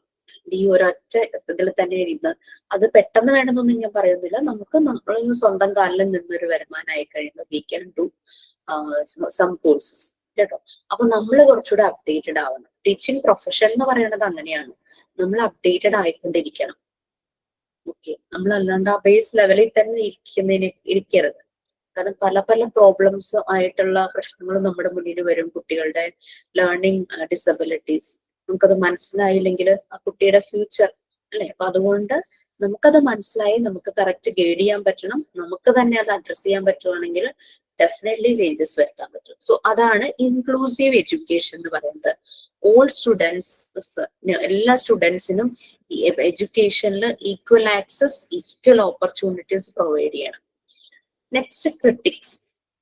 ക്രിട്ടിക്സ് എന്ന് പറഞ്ഞു കഴിഞ്ഞാൽ ഒരുതരം സീരിയസ് എക്സാമിനേഷൻ ആണ്. I'm not sure whether I could complete all this things in this session. എനിക്ക് വലിയ ഉറപ്പൊന്നുമില്ല. പെട്രി ആയില്ലേ, എനിക്ക് കംപ്ലീറ്റ് ചെയ്യാൻ പറ്റുന്ന ഉറപ്പില്ല. എന്നാലും നമുക്ക് നോക്കാം, മാക്സിമം ട്രൈ ചെയ്യാം. ഇല്ലെങ്കിൽ നമുക്ക് ആ റിവൈസ് സെഷന്റെ ബാക്കി വരുന്ന ജസ്റ്റ് ഭാഗം ഒന്ന് പറഞ്ഞു. ഓക്കെ, കാരണം ഇനിയും ഒരു ഡേ നിങ്ങളെ കൊണ്ട് ഇങ്ങനെ ഇരുത്തണ്ടായാലും നല്ലത് നമുക്കൊരു 1.5 hours ഒരു റിഫ്രഷിംഗ് സെഷൻ വരുവാണെങ്കിൽ നമുക്ക് ഡിസ്കസ് ചെയ്ത് പറയാത്ത ഏരിയകളൊക്കെ ഒന്ന് ടച്ച് ചെയ്ത്. Okay, critics. ക്രിട്ടിക്സ് എന്ന് പറഞ്ഞാൽ സീരിയസ് എക്സാമിനേഷൻ, അതാണ് ക്രിട്ടിക്സ് എന്നുള്ളത് കൊണ്ട് ഉദ്ദേശിച്ചത്. ഇൻക്ലൂസീവ് എഡ്യൂക്കേഷൻ മനസ്സിലായെന്ന് തോന്നുന്നു. എല്ലാ സ്റ്റുഡൻസിനും ഈക്വൽ ആക്സസ്, ഈക്വൽ ഓപ്പർച്യൂണിറ്റീസ് അത് കിട്ടുക എന്നുള്ളതാണ് ഇൻക്ലൂസീവ് എഡ്യൂക്കേഷൻ എന്ന് ഉദ്ദേശിക്കുന്നത്. കാരണം ഒരു എഡ്യൂക്കേഷണൽ സിസ്റ്റത്തിൽ വരുന്ന എല്ലാ കുട്ടികളും ഒരേപോലെ ആവണമെന്നില്ല. ചിലപ്പോൾ സ്പെഷ്യൽ നീഡ്സ് ഉള്ള കുട്ടികൾ ഉണ്ടായിരിക്കാം. എല്ലാവർക്കും ഒരേ രീതി. അപ്പൊ അവർക്ക് സ്പെഷ്യൽ നീഡ്സ് അഡ്രസ് ചെയ്ത് അവർക്ക് വേണ്ടുന്ന സപ്പോർട്ട് കൊടുക്കാനായിട്ട് ആ ടീച്ചിങ് ലേണിംഗ് പ്ലാറ്റ്ഫോമിന് പറ്റണം എന്ന് പറയുന്നു. Okay fine. Next critics. Okay, sometimes ചില സമയങ്ങളിൽ പല രീതിയിലുള്ള പ്ലാനിങ് എഡ്യൂക്കേഷണൽ സെറ്റിംഗ്സിൽ വരും അല്ലെ, പല രീതിയിലും പ്ലാൻ ചെയ്യും. പക്ഷെ ചില സമയത്ത് എന്താ ഉണ്ടാവുന്നതെന്ന് വെച്ചാൽ ചില ബ്യൂറോക്രാറ്റിക് സെറ്റപ്സ് വരും. അതായത് അതോറിറ്റീസ് അവര് ഗ്രൗണ്ട് ലെവലിൽ നടക്കുന്ന പ്രശ്നങ്ങളോ, അതായത് ടീച്ചേഴ്സ് ഫേസ് ചെയ്യുന്ന പ്രശ്നങ്ങളോ സ്റ്റാഫിന്റെ മറ്റു പ്രശ്നങ്ങളോ അവരുടെ ശ്രദ്ധയിൽപ്പെടില്ല. പെടാതെ തന്നെ അവർ ചിലപ്പോൾ പല ഇൻസ്ട്രക്ഷൻസും കമാൻഡ്സും പറയും. അവർക്ക് ചിലപ്പോൾ ഗ്രൗണ്ട് റിയാലിറ്റീസിനെ കുറിച്ചൊരു ഐഡിയ ഉണ്ടാവില്ല. ഇത് ഇങ്ങനെ വരുന്നത് ഒരു അതോറിറ്റേറിയൻ ഒരു അപ്രോച്ചിലാണ് ഇത് വരുന്നത്. ഇപ്പൊ സീനിയർ ഓഫീസേഴ്സ് ഒക്കെ ഇങ്ങനെ വന്ന് അവരൊരു പ്ലാനിങ് എന്ന് പറയും. അപ്പൊ ടീച്ചേഴ്സ് ശരിക്കും സ്ട്രഗിൾ ചെയ്യും, ആ പ്ലാൻ മുന്നോട്ട് കൊണ്ടുപോകാനായിട്ട് സ്ട്രഗിൾ ചെയ്യും ടീച്ചേഴ്സ് പൊതുവെ. ഇവിടെ ഞാനിപ്പോ നമ്മുടെ ഒരു ഇൻസ്റ്റിറ്റ്യൂട്ടിന്റെ കാര്യം പറയുവാണെങ്കിൽ every time management and administration will always asking us like how we can do this, how എത്ര ടൈം വേണം ഇത് കംപ്ലീറ്റ് ചെയ്യാൻ, how we can makeup the time limitations, അങ്ങനെയുള്ള കാര്യങ്ങൾ നമ്മളോട് ചോദിച്ചിട്ടാണ് ചെയ്യുന്നത്. സോ നമുക്കിവിടെ ഒരു ഡെമോക്രാറ്റിക് വേ ആണ് നമുക്ക് ഫീൽ ചെയ്യുന്നത്. പക്ഷെ ബ്യൂറോക്രാറ്റിക് അപ്രോച്ച് ഉള്ള പല എഡ്യൂക്കേഷൻ ഇൻസ്റ്റിറ്റ്യൂഷൻസിലും ടീച്ചേഴ്സ് സ്ട്രഗിൾ ചെയ്യാനുള്ള കാരണം ഗ്രൗണ്ട് ലെവലിലെ റിയാലിറ്റിയെ പറ്റി ടോപ്പ് ലെവലിൽ ഇരിക്കുന്നവർക്ക് മനസ്സിലാകാതെ വരും. ഇതൊക്കെ ഭയങ്കര പ്രശ്നങ്ങളും ഒക്കെ ഉണ്ടായിരിക്കും. അവര് സംടൈംസ് ഷോർട്ടർ പീരീഡിൽ ചില പ്ലാൻസ് എല്ലാം വൈൻഡ് അപ്പ് ചെയ്യേണ്ടതായിട്ട് വരും. അപ്പൊ ഷോർട്ടർ പീരീഡിൽ ചിലപ്പോൾ അത് ചെയ്യാന്ന് പറഞ്ഞു കഴിഞ്ഞാൽ നല്ലപോലെ സ്ട്രഗിൾ ചെയ്യും, ഉദ്ദേശിച്ച ഔട്ട്കം വരുകയില്ല. അപ്പൊ ഉദ്ദേശിച്ച ഔട്ട്കം വരാതിരിക്കുമ്പോൾ ഈ ടോപ്പ് ലെവലിലുള്ളവരെ തന്നെ അത് ക്വസ്റ്റ്യൻ ചെയ്യും. അത് ടീച്ചേഴ്സിന് ഭയങ്കര ബുദ്ധിമുട്ടുണ്ടാക്കും. അങ്ങനെയുള്ള കാര്യങ്ങളൊക്കെ വരാം. ഇതാണ് ക്രിട്ടിക്സിൽ വരുന്നത്. അപ്പൊ നമ്മൾ ഇവിടെ ചെയ്യുന്നത് ക്രിട്ടിക്സിൽ വരുന്ന ചില പ്രശ്നങ്ങളാണ് ഇത് പറയുന്നത്. ക്രിട്ടിക്സ് എന്നുള്ളത് കൊണ്ടുള്ള ചില പ്രശ്നങ്ങളാണ് പറയുന്നത്. പിന്നെ അപ്പൊ അവിടെ നമുക്ക് വേണ്ടത് ഒരു സക്സസ് ആയിട്ട് ഒരു എഡ്യൂക്കേഷണൽ പ്ലാനിങ് മുന്നോട്ട് പോകണം. അതിന് എന്തെല്ലാം ചെയ്യാനായിട്ട് പറ്റും, പ്ലാനിങ്ങിൽ എന്തെല്ലാം കാര്യങ്ങൾ ചെയ്യാൻ പറ്റും, ഈ ഒരു ക്രിട്ടിക് സീരിയസ് എക്സാമിനേഷൻ നടത്തി എന്തെല്ലാം ചെയ്യാനായിട്ട് പറ്റും എന്നുള്ളതാണ്. നമുക്കറിയാം ഒരു എഡ്യൂക്കേഷൻ സെറ്റിംഗ്സിൽ കരിക്കുലർ ആക്ടിവിറ്റീസ് ഉണ്ട്, അക്കാദമിക് റിലേറ്റഡ്, കോ കരിക്കുലർ ആക്ടിവിറ്റീസ് ഉണ്ട്, നോൺ അക്കാദമിക് റിലേറ്റഡ്. അപ്പൊ പ്ലാനിങ്ങിൽ ഇതെല്ലാം പെടും. ആ ഒരു ഓർഗനൈസേഷൻ അല്ലെങ്കിൽ ഇൻസ്റ്റിറ്റ്യൂഷനിൽ ഇതെല്ലാം വരും. ഇനി ആ ഒരു പ്ലാനിങ് ഓർഗനൈസിങ് എല്ലാം ചെയ്യാനായിട്ട് നല്ല പ്രൊഫഷണൽ അഡ്വൈസർ വേണ്ടതായിട്ട് വരും. ലാക്ക് ഓഫ് പ്രൊഫഷണൽ അഡ്വൈസർ ആ പ്ലാനിങ്ങിനെ വളരെ അതിന്റെ ഇമ്പാക്ട് വളരെ കൂടുതലായിരിക്കും. ഇങ്ങനെ അതോറിറ്റേറിയൻ ആയിട്ടുള്ള കമാൻഡ്സ്, ഗ്രൗണ്ട് റിയാലിറ്റീസ് മനസ്സിലാക്കാതെ ടോപ്പ് ലെവലിലുള്ള ആൾക്കാരിൽ നിന്ന് വരുന്നതും ബുദ്ധിമുട്ടുണ്ടാക്കും. പിന്നെ പ്രൊഫഷണൽ രീതിയിലല്ലാത്ത പ്ലാനിങ് ഓർഗനൈസിംഗ് അതും വല്ലാതെ ബുദ്ധിമുട്ടുണ്ടാക്കും. നമുക്കിവിടെ ഒരു സ്കൂൾ എന്ന് പറഞ്ഞു കഴിഞ്ഞാൽ പല ഏരിയയിൽ നിന്ന് വരുന്ന കുട്ടികളാണ് അല്ലെ. അതായത് ലൈക്ക് അവിടെ മൾട്ടി കൾച്ചറലിസം ഉണ്ടാകും. മൾട്ടി കൾച്ചറലിസം എന്ന് പറഞ്ഞു കഴിഞ്ഞാൽ പല കൾച്ചർ ഒരുമിച്ച് ചേരുന്ന ഒരു സ്ഥലം തന്നെയാണ് സ്കൂൾ എന്ന് പറയുന്നത്. പല ബിലീഫ്, പല ട്രഡീഷൻസ് ഒരുമിച്ച് ചേരുന്ന സ്ഥലമാണ് സ്കൂൾ. അപ്പൊ അവിടെ അത് ആ ഒരു കൺസെപ്റ്റ് വെച്ചിട്ട് വേണം അവിടുത്തെ പല കാര്യങ്ങളും. അപ്പൊ ഒരു ടീച്ചർ എന്ന് പറഞ്ഞു കഴിഞ്ഞാൽ ടീച്ചറുടെ മുന്നിലിരിക്കുന്ന കുട്ടികൾ ഓരോന്നും ഇതുപോലെ ഡൈവേഴ്സ് ആണ്. പല ബിലീഫ്, പല റിലീജിയസ്, പല ഫിനാൻഷ്യൽ ബാക്ക്ഗ്രൗണ്ട്, അങ്ങനെ എല്ലാ രീതിയിലും അവർ ഡൈവേഴ്സ് ആണ്. പക്ഷെ ഒരു ടീച്ചർ എന്ന് പറഞ്ഞു കഴിഞ്ഞാൽ അവരെല്ലാം ഒരേപോലെയാണ്, ഒരേ രീതിയിലാണ് ആ ടീച്ചറുടെ കണ്ണുകൊണ്ട് അവരെ കാണേണ്ടത്. അപ്പൊ അതെല്ലാം ഈ ഒരു ഓർഗനൈസേഷന്റെ പ്ലാനിങ്ങിൽ വരും. അപ്പൊ ടീച്ചർ മാനേജ് ചെയ്യേണ്ട കുറെ കാര്യങ്ങളാണത്. ഈ എഡ്യൂക്കേഷൻ എന്ന് പറഞ്ഞു കഴിഞ്ഞാൽ ഇങ്ങനെ പല ചേഞ്ചസ് വന്നുകൊണ്ടിരിക്കുവാണ് ശരിക്കും പറഞ്ഞു കഴിഞ്ഞാൽ. അപ്പോ അതുകൊണ്ടാണ് പറയുന്നത് ടീച്ചേഴ്സ് എപ്പോഴും അപ്ഡേറ്റഡ് ആയിക്കൊണ്ടിരിക്കണം. കുട്ടികളെ മനസ്സിലാക്കാൻ അവർക്ക് പറ്റണം. കുട്ടികളിലെ ട്രേറ്റ്സ്, സ്വഭാവ സവിശേഷതകൾ, ബിഹേവിയറൽ ഇഷ്യൂസ്, ബിഹേവിയറൽ പാറ്റേൺസ് ഇതെല്ലാം മനസ്സിലാക്കണം. ഇനി ഇതെല്ലാം മനസ്സിൽ വെച്ചുകൊണ്ട് തന്നെ നമുക്ക് ഈ പ്ലാനിങ് ആ ഒരു പ്രശ്നം വരുന്നു. ക്രിട്ടിക്സ് എന്ന് പറഞ്ഞല്ലോ, സീരിയസ് എക്സാമിനേഷൻ. അപ്പോൾ പലപ്പോഴും പ്ലാനിങ് ഓർഗനൈസേഷൻ ഫെയിൽ ആകുന്നതിന് കുറെ കാര്യങ്ങൾ, lack of vision and mission, ശരിയായ രീതിയിലുള്ള ഒരു വിഷൻ ആൻഡ് മിഷൻ ഇല്ല.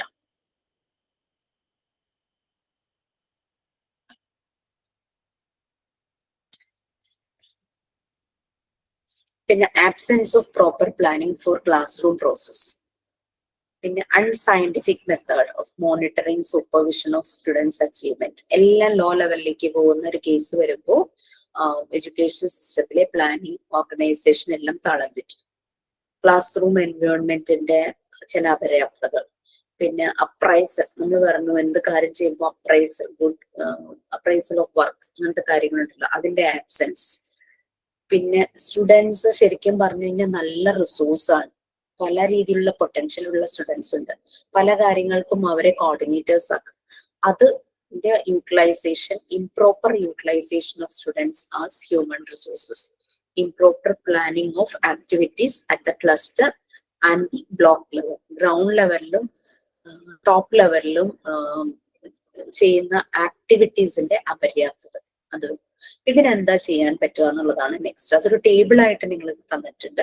നിങ്ങൾ ആ ടേബിളിന്റെ ടൈറ്റിൽ ഒന്ന് ചേഞ്ച് ചെയ്യുക. അവിടെ suggesting see alternatives with justification with doability എന്ന് പറഞ്ഞു കൊടുത്തിട്ടുണ്ട്. ആ ടൈറ്റിൽ ഒന്ന് സിംപ്ലിഫൈ ചെയ്യുക. Suggesting critics alternatives with justification, അത്രയും മതി. ക്ലിയർ ആയോ? സജസ്റ്റിംഗ് ക്രിട്ടിക്സ് alternatives with justification. Okay, critics, serious examinations. Judgement of something, അതാണ് ക്രിട്ടിക്സ് എന്ന് ഉദ്ദേശിക്കുന്നത്. അപ്പൊ നമ്മളിവിടെ ഫസ്റ്റ് ഫേസ് ചെയ്ത പ്രോബ്ലം മുകളിലെ ബുള്ളറ്റ് പോയിന്റ്സിൽ lack of vision and mission, നമ്മുടെ പ്രോബ്ലം അതാണ്. അതിനുവേണ്ടി എന്ത് ഓൾട്ടർനേറ്റീവ് മെത്തേഡ് ഓപ്റ്റ് ചെയ്യാൻ പറ്റും, അതാണ് സെക്കൻഡ് കോളത്തിൽ വരുന്നത്. ഇനി അത് ആ ഓൾട്ടർനേറ്റീവ് യൂസ് ചെയ്താൽ എന്തായിരിക്കും നമുക്ക് വരുന്ന റിസൾട്ട്, അതിന്റെ ഇമ്പാക്ട് എന്താണ് വരുന്നത്, അതാണ് ജസ്റ്റിഫിക്കേഷനിൽ വരുന്നത്. ക്ലിയർ ആയോ? ഒരു സ്കൂള് മുകളിൽ പറയുന്ന ബുള്ളറ്റ് പോയിന്റ്സിൽ പറയുന്ന പല പല പ്രശ്നങ്ങൾ കാരണം ശരിയായ രീതിയിൽ പ്രവർത്തിക്കുന്നില്ല. അതിന് നമുക്ക് എന്ത് ചെയ്യാൻ പറ്റും എന്നുള്ളതാണ് താഴത്തെ പോയിന്റ്സ്. ഇപ്പൊ ക്ലിയർ ആയോ? അപ്പൊ വായിക്കുമ്പോൾ ഇതിങ്ങനെ ക്രിട്ടിക്സിന്റെ ആ ഇൻട്രൊഡക്ഷൻ കുറച്ച് കാര്യങ്ങളൊക്കെ വായിച്ചു കഴിയുമ്പോൾ നിങ്ങൾക്ക് കാര്യം മനസ്സിലാവും. പിന്നെ ഈ ബുള്ളറ്റ് പോയിന്റ്സ് സ്കൂളിന്റെ ആ ഒരു വർക്കിംഗ് അറ്റ്മോസ്ഫിയർ താഴേക്ക് പോകാനുണ്ടാകുന്ന കുറച്ച് കാരണങ്ങൾ കൊടുത്തിട്ടുണ്ട്. ഇനി ആ ഒരു ക്രിട്ടിക്സ് ആ ഒരു പ്രശ്നങ്ങൾ വരുമ്പോൾ എങ്ങനെ അതിനൊരു ഓൾട്ടർനേറ്റീവ് മെത്തേഡ് യൂസ് ചെയ്തിട്ട് അതിനെ കറക്റ്റ് ചെയ്യാം എന്നുള്ളതാണ് നമ്മൾ ഈ ടേബിളിൽ കാണുന്നത് കേട്ടോ. അപ്പൊ ഓൾട്ടർനേറ്റീവ്സ് പറയുന്നുണ്ട്. Clear vision and mission statement should be drone keeping in mind the process of class room activity. അപ്പോ കറക്റ്റ് ഒരു ലക്ഷ്യത്തിലേക്ക് എത്താൻ വേണ്ടുന്ന ഒരു പ്രോസസ് നടത്തണം ആ ഒരു ക്ലാസ് റൂം മാനേജ്മെന്റിൽ. അങ്ങനെ ഒരു കറക്റ്റ് വിഷൻ വേണം. ഏതൊരു ട്യൂഷൻ സെന്റർ തുടങ്ങുവാണെങ്കിലും നിങ്ങൾക്ക് yes definitely I need an income അല്ലെ ഒരു ട്യൂഷൻ സെന്ററിന്. പക്ഷെ ആ ഒരു ഇൻകം എനിക്ക് കിട്ടണമെങ്കിൽ ഐ ഷുഡ് ഡു മോർ. നല്ലൊരു ഔട്ട്കം ഞാൻ ഉണ്ടാക്കി കൊടുക്കണം. എന്നാൽ മാത്രമാണ് എനിക്ക് ആ ഇൻകം സോഴ്സ് പ്രോപ്പർ ആയിട്ട് നടക്കുള്ളൂ. നല്ല രീതിയിലുള്ള ഒരു റിസൾട്ട് കൊടുക്കാൻ അല്ലെങ്കിൽ നല്ല രീതിയിലുള്ളൊരു വരുന്നവർക്ക് സാറ്റിസ്ഫാക്ടറി ആയിട്ടുള്ള ഒരു ഔട്ട്കം കൊടുക്കാൻ എന്നെ കൊണ്ട് സാധിച്ചില്ലെങ്കിൽ definitely that income will stop അല്ലെ, വരില്ല ആരും പിന്നെ. സോ അതാണ്. അപ്പൊ നമ്മളൊരു ഓൾട്ടർനേറ്റീവ്സ് അല്ലെങ്കിൽ നമ്മളൊരു മെത്തേഡ് ചൂസ് ചെയ്യുമ്പോൾ അതിനുള്ള വിഷൻ മിഷൻ എല്ലാം ക്ലിയർ ആയിരിക്കും. എനിക്ക് തോന്നുന്നു നിങ്ങൾക്കത് വായിച്ചാൽ മനസ്സിലാവുമായിരിക്കും. നെക്സ്റ്റ് ക്വാളിറ്റി വേഴ്സസ് ക്വാളിറ്റി അല്ല, അതിന് മുമ്പ് അൺസയന്റിഫിക് സെക്കൻഡ് പ്രോബ്ലം ആയിരുന്നു. മുകളിലെ ബുള്ളറ്റ് പോയിന്റ്സിനെ കുറച്ചുകൂടി ഒന്ന് മോഡിഫൈ ചെയ്തിട്ടാണ് ടേബിളിൽ വരുന്നത്. നെക്സ്റ്റ് ക്രിട്ടിക് ആയിട്ട് വരുന്നത്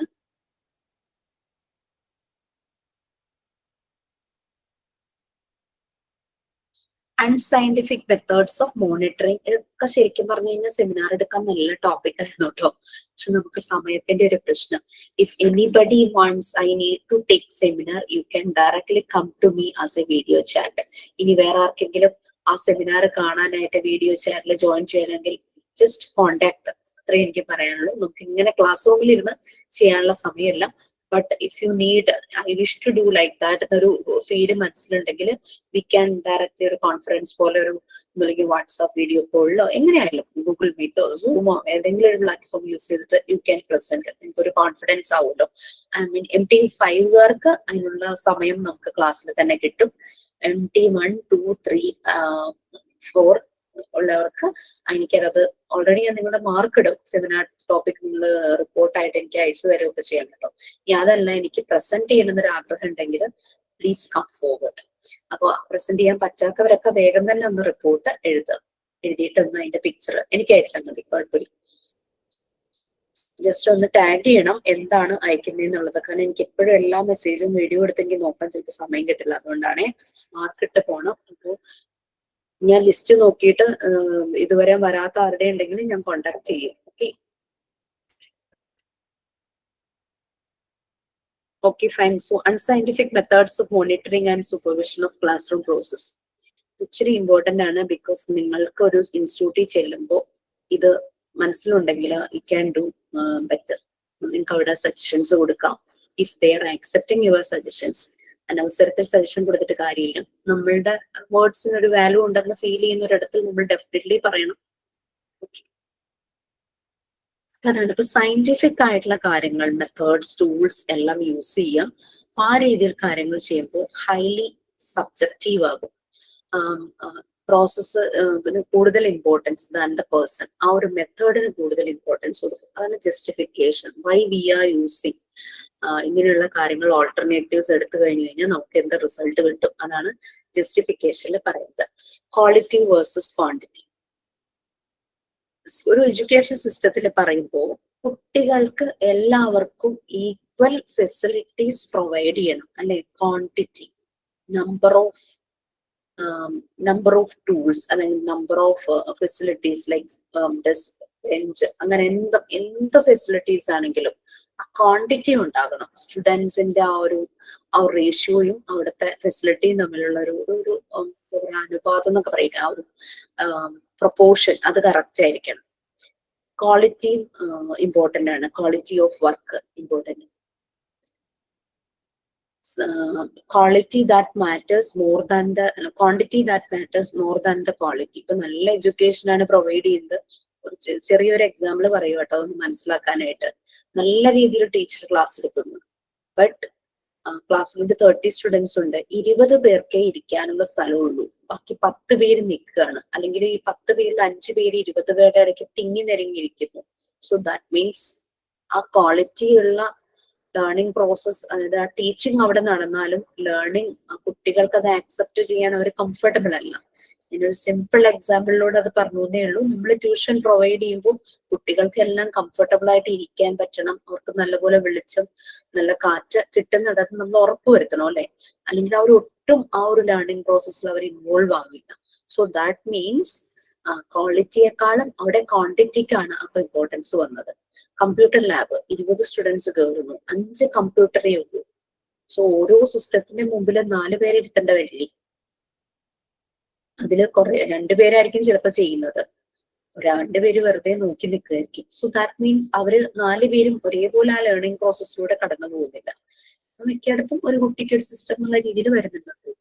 ഇതൊക്കെയാണ്. Next absence of appraisal. അതാണ് നിങ്ങൾ പെട്ടെന്ന് കേൾക്കുമ്പോൾ നിങ്ങൾ വിചാരിക്കും ക്വാളിറ്റി അല്ലേ ഇമ്പോർട്ടന്റ്, ക്വാണ്ടിറ്റി എന്താ? ഒരു എഡ്യൂക്കേഷൻ സിസ്റ്റത്തില് quantity that matters more than the quality എന്നാണ് പറയുന്നത്. രണ്ടിനും ഇമ്പോർട്ടൻസ് കൊടുക്കണം. രണ്ടിനും ഇമ്പോർട്ടൻസ് കൊടുത്തില്ലെങ്കിലും അത് ആക്യുറേറ്റ്ലി ഇംപ്ലിമെന്റ് ചെയ്യാനായിട്ട് പറ്റാതെ വരും. രണ്ടും ഇമ്പോർട്ടന്റ് ആണ്. ക്വാണ്ടിറ്റി ഉണ്ട്, എല്ലാ സൗകര്യങ്ങളും ഉണ്ട്, ഫെസിലിറ്റിയും ഉണ്ട്, പക്ഷെ പഠിപ്പിക്കലൊന്നും ശരിയല്ല. ട്യൂഷൻ ക്ലാസ്സിൽ എല്ലാ AC ട്യൂഷൻ ക്ലാസ് വിചാരിച്ചു, എല്ലാ സൗകര്യങ്ങളും ഉണ്ട് കുട്ടികൾക്ക്, പക്ഷെ അവിടെ നിന്ന് കിട്ടുന്ന ട്യൂഷൻ അതിന് യാതൊരു ക്വാളിറ്റി ഇല്ല, കുട്ടികൾ അവിടെ ചേരും. സോ അതാണ്, രണ്ടും ഇമ്പോർട്ടന്റ് ആണ്. Next absence of appraisal. അത് ഇൻസ്റ്റിറ്റ്യൂഷൻ ലെവലിലാണെങ്കിലും ക്ലാസ് റൂം ലെവലിലാണെങ്കിലും എല്ലാ പ്ലാൻസും നമ്മൾ അസസ് ചെയ്യണം ഫ്രീക്വന്റ്ലി ആയിട്ട്. എന്തെങ്കിലും കുറവുകൾ വന്നിട്ടുണ്ടെങ്കിൽ അത് ഓവർകം ചെയ്യണം, അങ്ങനെയുള്ള കാര്യങ്ങളെല്ലാം. പിന്നെ ലാക്ക് ഓഫ് ഇന്റലക്ച്വൽ എബിലിറ്റീസും സ്കിൽസും എല്ലാം പലപ്പോഴും സംഭവിക്കാറുണ്ട്, പക്ഷെ അതിനെ ഇംപ്രൊവൈസ് ചെയ്യാം. അതിന് വേണ്ടുന്ന ഒരു അപ്രൈസൽ കൊടുക്കണം. ഇത് കൊടുക്കാതെ വരുമ്പോൾ പലപ്പോഴും ടീച്ചേഴ്സിന് അപ്ഡേറ്റഡ് ആകാൻ താല്പര്യം തോന്നില്ല. അപ്രൈസൽ കിട്ടുമ്പോൾ അവരെന്താ, നെക്സ്റ്റ് ഞാൻ ഇതിലും മെച്ചമാക്കും, ആ ഒരു ഫീൽ ടീച്ചർക്ക് വരും അല്ലെ. ടൈംലി ഒരു അപ്രൈസൽ കിട്ടുമ്പോൾ ഡെഫിനറ്റ്ലി ആ ടീച്ചർക്ക് നെക്സ്റ്റ് ടൈം ഞാൻ ഇതിലും ഭംഗിയാക്കും, അങ്ങനെ ഒരു ഫീല് വരും.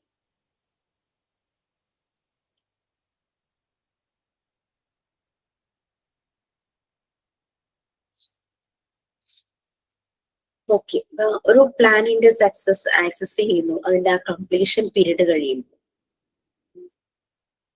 ഈ ജങ്ചർ എന്നൊരു പുതിയ വേർഡ് ആ ഒരു ജസ്റ്റിഫിക്കേഷന്റെ ഭാഗത്ത് നിങ്ങൾക്ക് 4-ാമത്തേൽ കാണാം.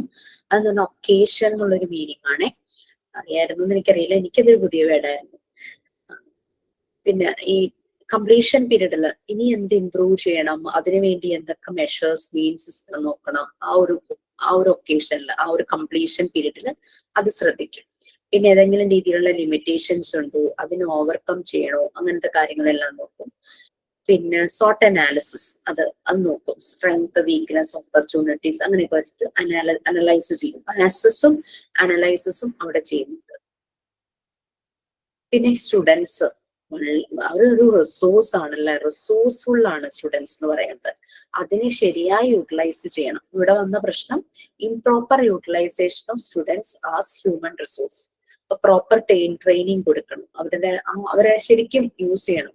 പടം വരയ്ക്കുന്നവരുണ്ടാകും, ടെക്നിക്കൽ ആയിട്ടുള്ള കാര്യങ്ങൾ ചെയ്യുന്നവരുണ്ടാവും, വീഡിയോ ചെയ്യുന്നവരുണ്ടാകും, അങ്ങനെ പല പോസ്റ്റേഴ്സ് ഡിസൈൻ ചെയ്യുന്നവരുണ്ടാവും. ആ രീതിയിൽ ഇവരുടെ പൊട്ടൻഷ്യൽ മനസ്സിലാക്കി അവരെ യൂട്ടിലൈസ് ചെയ്യണം എന്നാണ് പറയുന്നത്. ഹ്യൂമൻ റിസോഴ്സ് ആണ് അത് പലപ്പോഴും ലീസ്റ്റ് പ്രയോറിറ്റൈസ്ഡ് ചെയ്യുന്നു. സ്റ്റുഡൻസ് അല്ലേ, അവരൊന്നും ചെയ്യണ്ട, ആ ഒരു രീതിയിൽ അവരെ ലീസ്റ്റ് പ്രയോറിറ്റൈസ് ചെയ്യരുത്. Let them be coordinators. അവർ പല പ്രോഗ്രാമിന്റെയും കോർഡിനേറ്റേഴ്സ് ആക്കുക, അവരുടെ പൊട്ടൻഷ്യൽ മനസ്സിലാക്കിയിട്ട്. അത് ഡെഫിനറ്റ്ലി അത് പറ്റുന്നത് അവരുടെ ടീച്ചർക്ക് തന്നെയായിരിക്കണം. അപ്പൊ നമ്മൾ അതിനനുസരിച്ച് കുട്ടികളെ അടുത്തറിയണം അല്ലെ. വളരെ ഇമ്പോർട്ടന്റ് ആണ്. ഏതൊരു പ്ലാനിന്റെയും സക്സസിന്റെ പുറകില് ഇതുപോലുള്ള ടാലന്റഡ് ആയിട്ടുള്ള ഹ്യൂമൻ റിസോഴ്സസ് ഉണ്ടായിരിക്കും.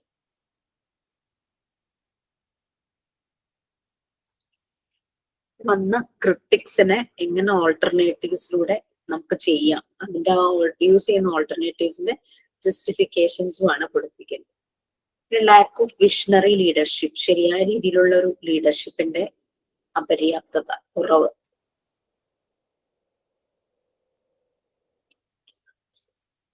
ഒരു ഓർഗനൈസേഷൻ, ഇൻസ്റ്റിറ്റ്യൂഷൻ ആണെങ്കിലും അതിന്റെ പ്ലാനിങ് ആൻഡ് ഓർഗനൈസേഷനിൽ മോണിറ്ററിങ്, അതിന്റെ ശരിയായ രീതിയിലുള്ള ലീഡർഷിപ്പ്, ഗൈഡൻസ് പ്രോപ്പർ ആയിരിക്കണം. അത് എഫിഷ്യൻസി ഇൻക്രീസ് ചെയ്യും. നല്ലൊരു ലീഡർ ഉണ്ടെങ്കിൽ നമ്മൾ ചെയ്യുന്ന കാര്യം പെട്ടെന്ന് തന്നെ നല്ല റിസൾട്ടിലെത്തും അല്ലെ. ആ ഒരു പ്ലാൻ ക്യാരി ഔട്ട് ചെയ്യുന്നതിൽ ലീഡർഷിപ്പ് ക്വാളിറ്റീസ് പലപ്പോഴും ചില സമയങ്ങളിൽ ലീസ്റ്റ് ബോധേർഡ് ആണ് ലീഡർഷിപ്പ് ക്വാളിറ്റീസ് എന്ന് പറയുന്നത്. നല്ല ലീഡർ അല്ലെങ്കിൽ ശരിക്കും പ്ലാൻസ് വർക്കൗട്ട് ചെയ്ത് ഫുൾഫിൽ ചെയ്യാനായിട്ട് പറ്റില്ല. ലീഡർഷിപ്പ് ക്വാളിറ്റി വേണം എന്നുള്ളതിന്റെ ഒരു ജസ്റ്റിഫിക്കേഷൻ ആണ് പറഞ്ഞത്. നല്ല ലീഡർ അല്ലെങ്കിൽ plans it's very difficult to complete the plans. പിന്നെ improper planning of activities at cluster and block level. Basic ലെവലിലും ബ്ലോക്ക് ലെവലിലും പല ആക്ടിവിറ്റീസ് പ്ലാൻ ചെയ്യുന്നത് വളരെ ഇംപ്രോപ്പർ ആയിട്ട് പറഞ്ഞിട്ടില്ലേ. ഫണ്ട് തീർക്കാൻ വേണ്ടിയിട്ട് എന്തെങ്കിലുമൊക്കെ ഒരു ട്രെയിനിങ്ങും കൊടുക്കും. അതുപോലെ പ്രോപ്പർ അക്കാദമിക് പ്ലാനിങ് വേണം. ബേസിക് ലെവൽ, ഗ്രൗണ്ട് ലെവൽ തുടങ്ങി ടോപ്പ് ലെവൽ വരെ ടീച്ചേഴ്സിനെ ഹെൽപ്പ് ചെയ്യാൻ വേണ്ടിയിട്ട്. ഓക്കെ, ഒരു സ്കൂളിൽ ആ ടീച്ചറുടെ റോള് വളരെ ഇമ്പോർട്ടന്റ് ആണല്ലോ, വൈറ്റലാണ്. അപ്പൊ അവർക്ക് ശരിയായ രീതിയിലുള്ള ഓറിയന്റേഷൻ പ്രൊവൈഡ് ചെയ്യണം. സ്കൂളിന്റെ പല പ്ലാൻസും അക്കാദമിക് പ്ലാൻസ് നല്ല രീതിയിൽ ക്യാരി ഔട്ട് ചെയ്യാനായിട്ട്.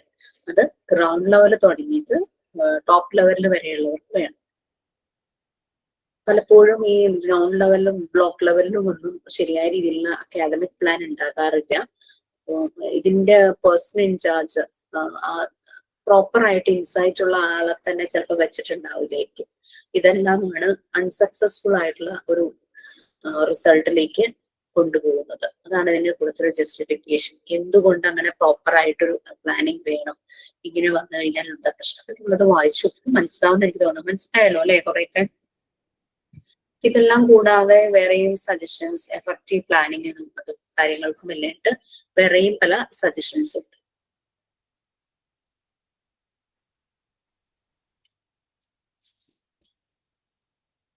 താഴെ പോയിന്റ്സ് ആയിട്ട് കൊടുത്തിരിക്കുന്നത് ക്വാളിറ്റേറ്റീവ് എൻഹാൻസ്മെന്റ്, ക്വാളിറ്റി ഇംപ്രൂവ് ചെയ്യുന്നത്, പിന്നെ പല പ്രാക്ടിക്കൽ ആസ്പെക്ട്സ് നോക്കുക, പ്ലാനിങ്, കോകരിക്കുലർ ഏരിയാസ്, കുറെയൊക്കെ നമ്മൾ പറഞ്ഞു പോയ കാര്യങ്ങളൊക്കെ തന്നെയാണ്. പേഴ്സണാലിറ്റി ഡെവലപ്മെന്റ്, ഇവാലുവേഷൻ, അങ്ങനെ റിലേറ്റഡ് ആയിട്ടുള്ള ഏരിയകളിലൊക്കെ എന്തൊക്കെ അവരെ മോട്ടിവേറ്റ് ചെയ്യുന്ന രീതിയിൽ എന്തെല്ലാം കാര്യങ്ങൾ ചെയ്യാം, അതിന് വേണ്ടുന്ന ആക്ടിവിറ്റീസ് ഏറ്റെടുക്കാം. ക്വാളിറ്റി എൻഹാൻസ്മെന്റ് ഗ്രൗണ്ട് ലെവൽ തുടങ്ങി എല്ലാ ലെവലിലേക്കും അതിനനുസരിച്ച് നല്ല ക്വാളിറ്റി എൻഹാൻസ്മെന്റ് കൊടുക്കണം. പിന്നെ ഈ പ്ലാനിങ്, ഓർഗനൈസേഷൻ, അതെല്ലാം എല്ലാ ടീം മെമ്പേഴ്സും നല്ല രീതിയിൽ മനസ്സിലാക്കണം. അങ്ങനത്തെ കാര്യങ്ങളൊക്കെയാണ് പറയുന്നത്. മോണിറ്റർ ചെയ്യണം, നല്ലൊരു സൂപ്പർവിഷൻ വേണം. എഡ്യൂക്കേഷൻ ആക്ടിവിറ്റീസ് നല്ല രീതിയിൽ മോണിറ്റർ ചെയ്യുക, സൂപ്പർവൈസ് ചെയ്യുക. പിന്നെ അതുപോലെ തന്നെ ടാലന്റും ഹാർഡ് വർക്കും വേണ്ടുന്നതിന്റെ ആ പ്രോഗ്രാംസ് അതെല്ലാം അതിനനുസരിച്ച് പ്ലാൻ ചെയ്യും.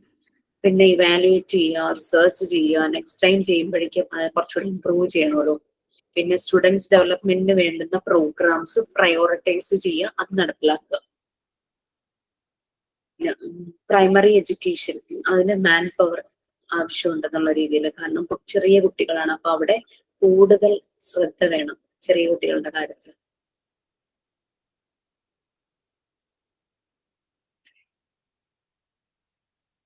We only left with 10 minutes. Okay. അടുത്തത് വായിക്കാനുള്ളതേ ഉള്ളൂ. Broad contents proposed. പലപ്പോഴും ഈ ഇൻസ്റ്റിറ്റ്യൂട്ടുകളെയൊക്കെ മെച്ചമാക്കാനായിട്ട് പല കാര്യങ്ങളും മുന്നോട്ട് കൊണ്ടുവരാറുണ്ട്. ഇൻസ്റ്റിറ്റ്യൂട്ടിലെ രീതി, പ്ലാനിങ്, ഓർഗനൈസേഷൻസ്, ഇതെല്ലാം മെച്ചമാക്കാനായിട്ട് പല കാര്യങ്ങളും മുന്നോട്ട് കൊണ്ടുവരാറുണ്ട്. ഇതിന്റെ കൺസെപ്റ്റ്സ് നല്ലപോലെ മനസ്സിലാക്കുക. Educational planning and management, school organisation and planning, അതൊക്കെ ബ്രോഡ് ഏരിയാസ് ആണ്. എങ്ങനെയാണ് നമ്മൾ ആ ഒരു അസൈൻമെന്റിൽ എഴുതിയിട്ടുണ്ടായിരുന്നു. സ്കൂൾ ഓർഗനൈസേഷൻ, മാനേജ്മെന്റ് അതിന്റെ ഒരു ബുക്ക് റീഡ് ചെയ്തിട്ട് റിവ്യൂ എഴുതാൻ നോക്കുക. ഇതിനെ പറ്റിയുള്ള കുറേ ഏരിയാസ് ഉണ്ട്, സ്റ്റഡി ചെയ്യാൻ പറ്റുന്ന രീതിയിലുള്ള ഏരിയാസ് ഉണ്ട്. Classroom management and learning, പിന്നെ planning of instruction, teaching and evaluation, time management, inclusive education നമ്മൾ ഓൾറെഡി ഡിസ്കസ് ചെയ്തു. ടൈം മാനേജ്മെന്റും ഇൻക്ലൂസീവ് എഡ്യൂക്കേഷനും. ടൈം മാനേജ്മെന്റിൽ ഒരു നല്ലൊരു ടൂൾ ഇൻസ്ട്രുമെന്റ് ആണ് ടൈം ടേബിൾ. ഇൻക്ലൂസീവ് എഡ്യൂക്കേഷനിൽ സ്പെഷ്യൽ നീഡ്സും നമ്മൾ അഡ്രസ് ചെയ്യേണ്ടതായിട്ട് വരും. പിന്നെ curriculum planning, academic planning, organising curricular, അതുപോലെ തന്നെ നോൺ അക്കാദമിക് ആക്ടിവിറ്റീസും അതെല്ലാം ഓർഗനൈസ് ചെയ്യാം. പിന്നെ ക്ലാസ് റൂം മാനേജ്മെന്റിന്റെ ടെക്നിക്സ് മനസ്സിലാക്കുക. പിന്നെ ഹെഡ് ടീച്ചർ ഉണ്ടാകും കോളേജുകളിലൊക്കെ HOD എന്നൊക്കെ പറയുന്ന പോലെ ഹെഡ് ടീച്ചറും ടീച്ചേഴ്സും അവർക്ക് റൈറ്റ് ആയിട്ടുള്ള അവയർനെസ് ഉണ്ടാകണം. അതായത് പ്രോപ്പർ ആയിട്ടുള്ള പേഴ്സൺസ് ആയിരിക്കണം ആ ഒരു പൊസിഷനിൽ വരുന്നത്. ടീച്ചറുടെ റോള്, പിന്നെ സ്കൂൾ ലെവൽ എഡ്യൂക്കേഷനിലെ സ്റ്റേക്ക് ഹോൾഡേഴ്സ് അതെല്ലാം, അതായത് പാരന്റ്സ് ഉണ്ടാവും, സ്റ്റുഡൻസ് ഉണ്ടാകും, സ്റ്റാഫ് ഉണ്ടാകും, പബ്ലിക് ഉണ്ടാകും. ക്ലാസ് റൂം മാനേജ്മെന്റ്, ലീഡർഷിപ്പ്, പിന്നെ സ്കൂളിന്റെ റെക്കോർഡ്, ആക്ടിവിറ്റീസ് അതെല്ലാം മാനേജ് ചെയ്യുന്നത്. Information and communication technology in planning and organisation, നമ്മൾ പറഞ്ഞില്ലേ സയന്റിഫിക് മെത്തേഡ്സ് അഡോപ്റ്റ് ചെയ്യണം എന്നുള്ളത്. ലേണിംഗ് എപ്പോഴും പ്രാക്ടിക്കൽ ആയിട്ട് നടക്കണം, പ്രാക്ടിക്കൽ ഇൻ നേച്ചർ ആയിരിക്കണം. എന്തെങ്കിലുമൊക്കെ സബ്ജക്ട് സ്റ്റഡിങ് പോലെ ആ ഒരു ലേണിംഗ് പ്രോസസ് നടക്കരുത്. അതുകൊണ്ടാണ് അതിനെ ലേണിംഗ് എന്ന് പറയുന്നത്. സ്റ്റഡിങ്ങിനേക്കാളും കൂടുതൽ ആപ്റ്റ് ആയിട്ടുള്ളത് എഡ്യൂക്കേഷൻ ഇൻസ്റ്റിറ്റ്യൂഷനിൽ ചേരുന്ന വേർഡാണ് ലേണിംഗ് എന്ന് പറയുന്നത്. അത് വർക്ക് ഓറിയന്റഡ് ആയിരിക്കണം. പലപ്പോഴും സ്റ്റുഡൻസ് ത്രൂ ആക്ടിവിറ്റീസിലൂടെ ആയിരിക്കണം പല നോളജും അവർക്ക് കിട്ടുന്നത്. നമുക്കറിയാം, നമ്മൾ മോണ്ടിസോറി മെത്തേഡിൽ ഓൾറെഡി പറഞ്ഞത് അതൊക്കെ തന്നെയായിരിക്കും അല്ലെ. കുട്ടികൾ അവരുടെ പൊട്ടൻഷ്യൽ അനുസരിച്ച് പല കാര്യങ്ങളും എക്സ്പീരിയൻസ് ചെയ്യണം. അപ്പൊ ആ രീതിയിൽ ഒരു ടാസ്ക് കംപ്ലീറ്റ് ചെയ്യുന്ന രീതിയിൽ, അല്ലാണ്ട് കാണാതെ പഠിച്ചു അല്ലെങ്കിൽ ഒരാൾ ചെയ്യുന്നത് നോക്കി നിന്നോ അല്ല. ശരിക്കും അവരെല്ലാവരും വർക്ക് ചെയ്യണം. അപ്പൊ വർക്ക് ഓറിയന്റഡ് ആയിരിക്കണം ലേണിംഗ് പ്രോസസ്. അങ്ങനെ വരുമ്പോഴാണ് കറക്റ്റ് ഔട്ട്കം, റിസൾട്ട് കിട്ടുന്നത്.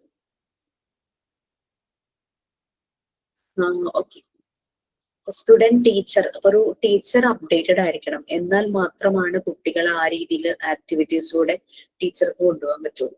അവരെ എൻകറേജ് ചെയ്യിക്കണം, ഒരു സെറ്റ് ഓഫ് ഗോൾസ് അച്ചീവ് ചെയ്യാനായിട്ട് മോട്ടിവേറ്റ് ചെയ്യുക, അവരെ പ്രാക്ടീസ് ചെയ്യിക്കുക. അവരുടെ സ്കിൽസ്, അതിന് വേണ്ടുന്ന സ്കിൽസ് അതിനെയൊക്കെ കൂടുതൽ ഷാർപ്പൻ ചെയ്യുക. അതൊക്കെയാണ് ടീച്ചറുടെ റോൾ അവിടെ വരുന്നത്. അവരുടെ ലേണിംഗ് ഔട്ട്കംസ് അത് അനലൈസ് ചെയ്യുക, അതില് കൂടുതലായിട്ട് എന്തെങ്കിലും ആഡ് ചെയ്യണമെങ്കിൽ അങ്ങനെയുള്ള കാര്യങ്ങൾ ഇംപ്രൊവൈസ് ചെയ്യുക, മോഡിഫൈ ചെയ്യുക. എന്താ പറയാ, സ്റ്റുഡൻസും ടീച്ചേഴ്സും നമ്മളൊരു ബോണ്ടിങ് അവിടെയുണ്ട്. അവരുടെ നോളജ്, അത് ആ നോളജിന്റെ ബേസ്, ആ കൺസെപ്റ്റ്സ് എല്ലാം മെമ്മറൈസേഷനിലൂടെ കാണാതെ പഠിച്ചാകരുത്, ത്രൂ ആക്ടിവിറ്റീസ് കൺസ്ട്രക്റ്റീവ് വേയിലായിരിക്കണം. സിമിലർലി മോണ്ടിസോറി മെത്തേഡ് അങ്ങനെ തന്നെയാണല്ലോ. സോ മക്കപ്പ് ചെയ്യുക, കാണാതെ പഠിക്കുക എന്നുള്ള അതല്ല, അതും ഒരു കൺസ്ട്രക്റ്റീവ് ആയിരിക്കണം കൺസെപ്റ്റ്. അപ്പൊ നമുക്ക് ആ ഒരു ചാപ്റ്റർ കഴിഞ്ഞു അല്ലെ. സൂപ്പർവിഷനിൽ കുറച്ച് ബാക്കിയുണ്ട്, പിന്നെ 7th യൂണിറ്റിലും കുറച്ച് ബാക്കിയുണ്ടെന്നാണ് എൻ്റെ ഒരു ഓർമ്മ. സോ ഇനി നമുക്ക് പറ്റുന്ന അത്രയാണ് കംപ്ലീറ്റ് ചെയ്യാൻ. നൈറ്റ് ക്ലാസ് ആയതുകൊണ്ട് എനിക്ക് കൂടുതൽ ടൈം എടുക്കാൻ പറ്റില്ല. പക്ഷെ നിങ്ങളും കൂടുതൽ പ്രൈവസിയിലേക്ക് പോകുന്ന ഒരു ടൈമാണല്ലോ. അതിനുമുണ്ടായി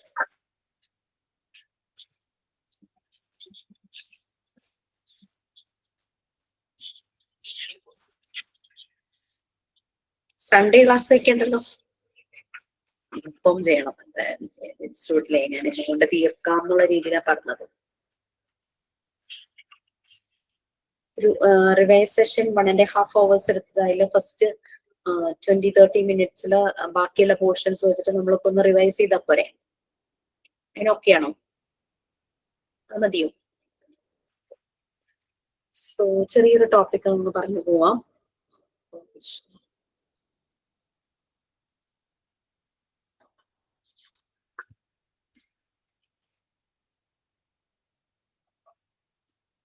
ക്ലിനിക്കൽ സൂപ്പർവിഷൻ ജസ്റ്റ് ഒന്ന് പറഞ്ഞു, അതിന്റെ കുറെ സ്റ്റേജസ് പറയുന്നുണ്ടായിരുന്നു ക്ലിനിക്കൽ സൂപ്പർവിഷനില്.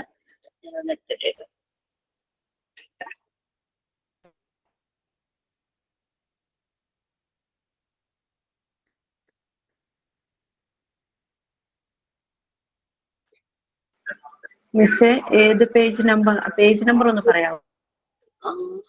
ഞാൻ നോക്കട്ടെ, എന്റെ പേജ് നമ്പർ തന്നെയായിരിക്കണം നിങ്ങളുടെ. 5ാമത്തെ യൂണിറ്റ് ആണ് സൂപ്പർവിഷൻ. നമ്മൾ അതിനകത്ത് കുറച്ച് ഭാഗം കൂടെ നമുക്ക് തീർക്കാനുണ്ട്. അപ്പൊ ഞാൻ ക്ലിനിക്കൽ സൂപ്പർവിഷൻ ജസ്റ്റ് ബ്രീഫ് ചെയ്യുമായിരുന്നു. അതിൽ കുറച്ച് സ്റ്റേജസ് വരുന്നുണ്ട്. ടൈപ്സ് ഓഫ് സൂപ്പർവിഷൻ ഏത് പേജാണ്?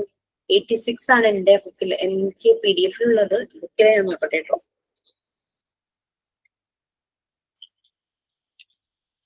ഒരു 85, 86 ആ ഒരു പേജ്.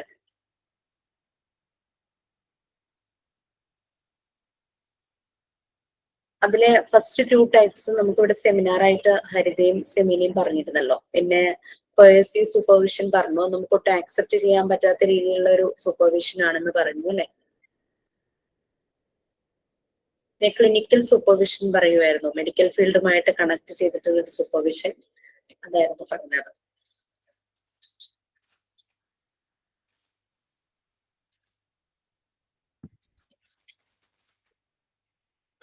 കേസ് നമ്പർ 88 ആണെന്ന് തോന്നുന്നു കേട്ടോ. മാം കണ്ടു മാം, ഞാൻ കണ്ടു.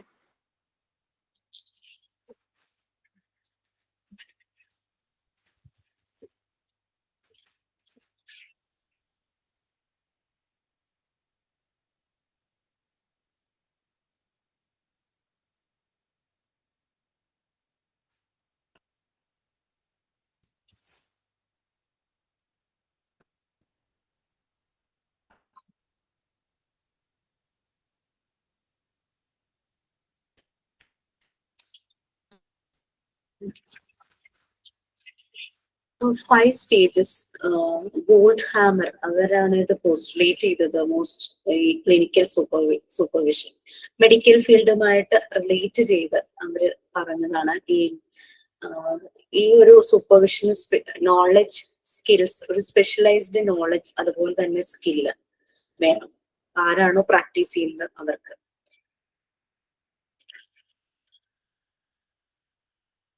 ഇവിടെ നമ്മൾ പറഞ്ഞു ടീച്ചർക്ക് ഒരു കൊളീഗിന്റെ അടുത്തുനിന്ന് ഇൻഫർമേഷൻസ് വരുമ്പോ ലൈക്ക് ടീച്ചറുടെ പെർഫോമൻസ്, അതുപോലെ തന്നെ എന്താ പറയാ, നമ്മള് പറയില്ലേ, ഇപ്പൊ നമ്മുടെ കൂടെ വർക്ക് ചെയ്യുന്ന ആൾക്കൊരു ആള് നല്ല രീതിയിൽ ചെയ്യുമ്പോൾ നമ്മൾ പ്രൊമോട്ട് ചെയ്യും.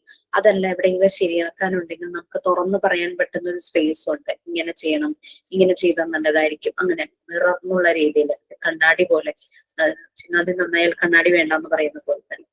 അപ്പോൾ ഓൺ പോസിബിലിറ്റീസ്, ഓൺ ഇത് ആ ഒരു പ്രാക്ടീസ് ഇംപ്രൊവൈസ് ചെയ്യും. ക്ലിനിക്കൽ സൂപ്പർവിഷൻ പലപ്പോഴും സക്സസ് ആകാറുണ്ട്. കാരണം അവിടെ ഒരു ടീച്ചർക്ക് ഒരു മെന്റർ ടീച്ചർ ഉണ്ടായിരിക്കും, ഒരു പീർ, നമുക്കിപ്പോ ഫ്രണ്ട്സ് ഉള്ളത് പോലെ തന്നെ ഒരു പീർ കോച്ച് എന്നൊക്കെ പറയുന്ന പോലെ തന്നെ കൊളീഗ്സ് ഭയങ്കരമായിട്ട് സപ്പോർട്ട് ചെയ്യുന്നു. ഇപ്പൊ ഫ്രഷ് ആയിട്ടൊരു സ്റ്റാഫ് വരുമ്പോൾ സപ്പോർട്ട് ചെയ്യാനായിട്ട് ഒരു ടീച്ചർ, ഓൾറെഡി അവിടെ വർക്ക് ചെയ്യുന്ന ടീച്ചർ മുന്നോട്ട് വരുന്നത്, ഇതെല്ലാമാണ് ഈ ക്ലിനിക്കൽ സൂപ്പർവിഷനിൽ വരുന്നത്. 5 സ്റ്റേജസ് ആണ് ഇതിന് പറയുന്നത്. Observation, analysis, strategy planning, then conference, then post conference analysis. അതായത് ഫോളോ അപ്പ്, അതാണ് പോസ്റ്റ് കോൺഫറൻസ് അനാലിസിസ് എന്ന് പറയുന്നത്. അപ്പൊ സ്റ്റേജ് 1 നമ്മൾ ഒബ്സർവേഷൻ പറഞ്ഞു അല്ലെ, പ്രീ ഒബ്സർവേഷൻ കോൺഫറൻസ്. ടീച്ചറുടെ ടാസ്ക്, ഒരു ലെസൺ എടുക്കുമ്പോൾ, ഫോർത്ത് കമ്മിങ് ലെസൺസ് എടുക്കുമ്പോഴേക്കും അതിന്റെ കണ്ടന്റ്, അതിന്റെ പർപ്പസ്, എന്ത് ചെയ്യണം, എന്താണ് സ്റ്റുഡൻസ് എക്സ്പെക്ട് ചെയ്യുന്നത് ആ ഒരു ലേണിങ്ങിലൂടെ, അങ്ങനെ നമ്മൾ ലെസൺ പ്ലാൻ ഒക്കെ പ്രിപ്പയർ ചെയ്യുന്ന പോലെ. അപ്പൊ ക്ലിനിക്കൽ, അപ്പൊ അങ്ങനെ ക്ലാസ്, ഇപ്പൊ ഞാൻ പുതുതായിട്ട് ഒരു ഇൻസ്റ്റിറ്റ്യൂട്ടിൽ പഠിപ്പിക്കാനായിട്ട് പോവുകയാണ്. അപ്പൊ എന്നെ സപ്പോർട്ട് ചെയ്യാനായിട്ട് എനിക്കൊരു മെന്റർ ടീച്ചർ ഉണ്ടാവും, അല്ലെങ്കിൽ ഒരു സൂപ്പർവൈസർ, ക്ലിനിക്കൽ സൂപ്പർവൈസർ ഉണ്ടാവും. അപ്പൊ ഞാൻ എന്താണ് ക്ലാസ്, എന്നെ സപ്പോർട്ട് ചെയ്യാൻ വേണ്ടിയിട്ട് എന്താ എടുക്കാൻ പോകുന്നതെന്ന് ചോദിക്കും. അപ്പൊ ഞാനത് പ്രസന്റ് ചെയ്ത് കൊടുക്കും. അപ്പൊ അത് വെരിഫൈ ചെയ്തിട്ട്, അപ്പൊ ഈ എടുക്കാൻ പോകുന്ന ക്ലാസ്സിലെ കുട്ടികളെ എനിക്ക് മുഴുവനായിട്ടും അറിയില്ല, മനസ്സിലാക്കിയിട്ടില്ല, പുതിയ ആളാണല്ലോ. അപ്പൊ അവിടെയുള്ള ആ മെന്റർ ടീച്ചർ പറഞ്ഞു തരും, ഈ കുട്ടികൾ ഇങ്ങനെയാണ്, അവർക്ക് ഇങ്ങനെ പറഞ്ഞു കൊടുക്കാനായിരിക്കും നല്ലത്, ക്ലാസ് റൂമിൽ ഒന്ന് നോക്കൂ, ഈ ഒരു മെത്തേഡ് നോക്കൂ, അങ്ങനെ ഇങ്ങനെയുള്ള കാര്യങ്ങളെല്ലാം പറയും. അപ്പം എന്താ പറയാ, ഇവിടെ ക്ലിനിക്കൽ സൂപ്പർവൈസർ ചെയ്യുന്നത് പല ക്ലാരിഫിക്കേഷൻസ് നടത്തി തരും. അത് നോക്കിയിട്ട്, ഒരു ലെസൺ പ്ലാൻ ആണെങ്കിൽ അത് നോക്കിയിട്ട് വേണ്ടുന്ന ക്ലാരിഫിക്കേഷനും സപ്പോർട്ടും എല്ലാം പ്രൊവൈഡ് ചെയ്യും. ഇതാണ് അവന്റെ സ്റ്റേജ് 1 നടക്കുന്നത്. പിന്നെ ക്ലാസ് റൂം ഒബ്സർവേഷൻ. ക്ലാസ് റൂമിൽ പോകുന്നു, ഈ ലെസൺസ് പ്രൊവൈഡ് ചെയ്യുന്നു, ക്ലാസ് റൂം ഒബ്സർവേഷന് 2 കൺസേൺസ് വരുന്നുണ്ട്. വായിക്കണോട്ടോ, ഞാൻ മുഴുവൻ കാര്യം വായിച്ചങ്ങനെ പോവില്ല, ബിക്കോസ് ടോപ്പിക് അങ്ങനെ ആയതുകൊണ്ടാണ്. അപ്പൊ ടീച്ചറുടെ ടാസ്ക് എന്താ? ക്ലാസ് റൂമിൽ ചെല്ലുമ്പോൾ നല്ല പോലെ കുട്ടികൾക്ക് അത് പ്രസന്റ് ചെയ്ത് കൊടുക്കുക, പഠിപ്പിച്ചു കൊടുക്കുക. സൂപ്പർവൈസറുടെ ടാസ്കോ, ക്ലിനിക്കൽ സൂപ്പർവൈസർ എന്നത് ക്ലിനിക്കൽ സൂപ്പർവൈസർ ആ എടുക്കുന്ന ലെസണിനകത്ത് അതിനകത്ത് അതൊന്ന് ഡോക്യുമെന്റ് ചെയ്യുക. അത് കറക്റ്റ് ടീച്ചറുടെ പ്രസന്റേഷൻസ് ഒക്കെ ഒന്ന് വാല്യൂ ചെയ്യുന്ന രീതിയിൽ അതൊന്ന് നോട്ട് ചെയ്ത് വെക്കുക. കാരണം വീണ്ടും ടീച്ചറെ സപ്പോർട്ട് ചെയ്യണം, ഇംപ്രൊവൈസ് ചെയ്യണമെങ്കിൽ അതൊന്ന് ഒബ്സർവ് ചെയ്യും. മാക്സിമം ആക്യുറേറ്റ് ആയിട്ട് നോക്കുക. പിന്നെ data analysis and strategy. Okay, അവിടെ ടീച്ചറിന്റെ ടാസ്ക് കിട്ടുന്ന ഡേറ്റ അത് ക്ലിയർ ആയിട്ട് തന്നെ മനസ്സിലാക്കുക. ആ ഒരു സ്റ്റേജിൽ എന്താണോ ഡേറ്റ, ആ ഡേറ്റയെ നല്ല രീതിയിൽ അനലൈസ് ചെയ്യും. സൂപ്പർവൈസർ ടാസ്ക് എന്ന് പറഞ്ഞു കഴിഞ്ഞാൽ റോ ആയിട്ടുള്ള ഡേറ്റയെ നല്ല രീതിയിൽ പ്ലാൻ ചെയ്ത് ഇംപ്ലിമെന്റ് ചെയ്യാനായിട്ട് ഹെൽപ്പ് ചെയ്യും. അതാണ് സൂപ്പർവൈസർ ചെയ്യുന്നത്. ഫോർ എക്സാമ്പിൾ പറയുവാണെങ്കിൽ പലപ്പോഴും ഒരു റോ ഡേറ്റ കിട്ടുമ്പോൾ അതിനകത്ത് ഇമ്പോർട്ടന്റ് ആയിട്ടുള്ള ഫാക്ടേഴ്സ് ഉണ്ടായിരിക്കും, ആവശ്യമില്ലാത്ത ഫാക്ടേഴ്സ് ഉണ്ടായിരിക്കും. അപ്പൊ അതിനെ ഒന്ന് ക്ലാരിഫൈ ചെയ്ത് ഫിൽട്ടർ ചെയ്ത് ആവശ്യമുള്ളതാക്കി മാറ്റിയെടുക്കാം, ആ രീതിയിൽ മാറ്റാം. അപ്പൊ ഇങ്ങനെ ഒരു ഡേറ്റ അനാലിസിസ്, അപ്പൊ ഒരു ചെറിയൊരു ഇൻഫർമേഷൻ ഒരു ടീച്ചറെ ഏൽപ്പിച്ചു, അല്ലെങ്കിൽ ഒരു ഡേറ്റ ഏൽപ്പിച്ചു, ഡേറ്റ കളക്ട് ചെയ്യാൻ ഏൽപ്പിച്ചു, അല്ലെങ്കിൽ കളക്ട് ചെയ്ത ഡേറ്റ അനലൈസ് ചെയ്യാനായിട്ട് ഏൽപ്പിക്കുമ്പോൾ ചിലപ്പോൾ ടീച്ചർ അതിൽ നിന്ന് ആവശ്യമുള്ള ഡേറ്റാസ് ആയിട്ടെടുത്ത് അതിനെ നല്ല രീതിയിൽ ഫോം ചെയ്തെടുക്കുവാണെങ്കിൽ നമുക്ക് അവിടെ ടീച്ചറുടെ സ്ട്രെങ്ത് അനലൈസ് ചെയ്യാനായിട്ട് പറ്റും. അതെല്ലാമാണ് അവിടെ വരുന്ന കാര്യങ്ങൾ. പിന്നെ കോൺഫറൻസ് സെഷൻ. പലപ്പോഴും ഇങ്ങനത്തെ ഒരു സൂപ്പർവിഷന്റെ ടീച്ചർ സൂപ്പർവൈസറുമായിട്ട് ഒരു കമ്മ്യൂണിക്കേഷൻ അല്ലെങ്കിൽ ഒരു ഡിസ്കഷൻ അല്ലെങ്കിൽ അവർ നമ്മൾ എന്തെങ്കിലും കാര്യങ്ങൾ പ്ലാൻ ചെയ്യുന്നു, ഇതെല്ലാമാണ് കോൺഫറൻസ് സെഷനിൽ വരുന്നത്. അതൊരു ഹെൽത്തി റിലേഷൻഷിപ്പ്, തമ്മിലൊരു ബോണ്ടിങ് വരാനായിട്ട് അത് ഹെൽപ്പ് ചെയ്യും. കോൺഫറൻസ് സെഷനിൽ അവിടെ തമ്മിൽ പനിഷ് ചെയ്യോ വഴക്ക് പറയോ അങ്ങനെയൊന്നുമല്ല, തമ്മിൽ നല്ല രീതിയിൽ ഹെൽത്തി ആയിട്ടുള്ള ഒരു ടോക്ക് ആയിരിക്കും കൂടുതൽ കോൺഫറൻസ് സെഷനിൽ വരുന്നത്. അവിടെ സൂപ്പർവൈസർ ഒരു അതോറിറ്റി ഫോമിലൊന്നും ആയിരിക്കില്ല ആ ടീച്ചറോട് പെരുമാറുന്നത്. ക്ലിനിക്കൽ സൂപ്പർവിഷൻ വളരെ സൂട്ടിങ് ആയിട്ടുള്ള ഒരു സൂപ്പർവിഷനാണ്, വളരെ ആക്സെപ്റ്റബിൾ ആയിട്ട് ഒരു ടീച്ചർക്ക് ഡെവലപ്പ് ചെയ്യാൻ പറ്റുന്ന രീതിയിലുള്ള സൂപ്പർവിഷനാണ് ക്ലിനിക്കൽ സൂപ്പർവിഷൻ എന്ന് പറയുന്നത്.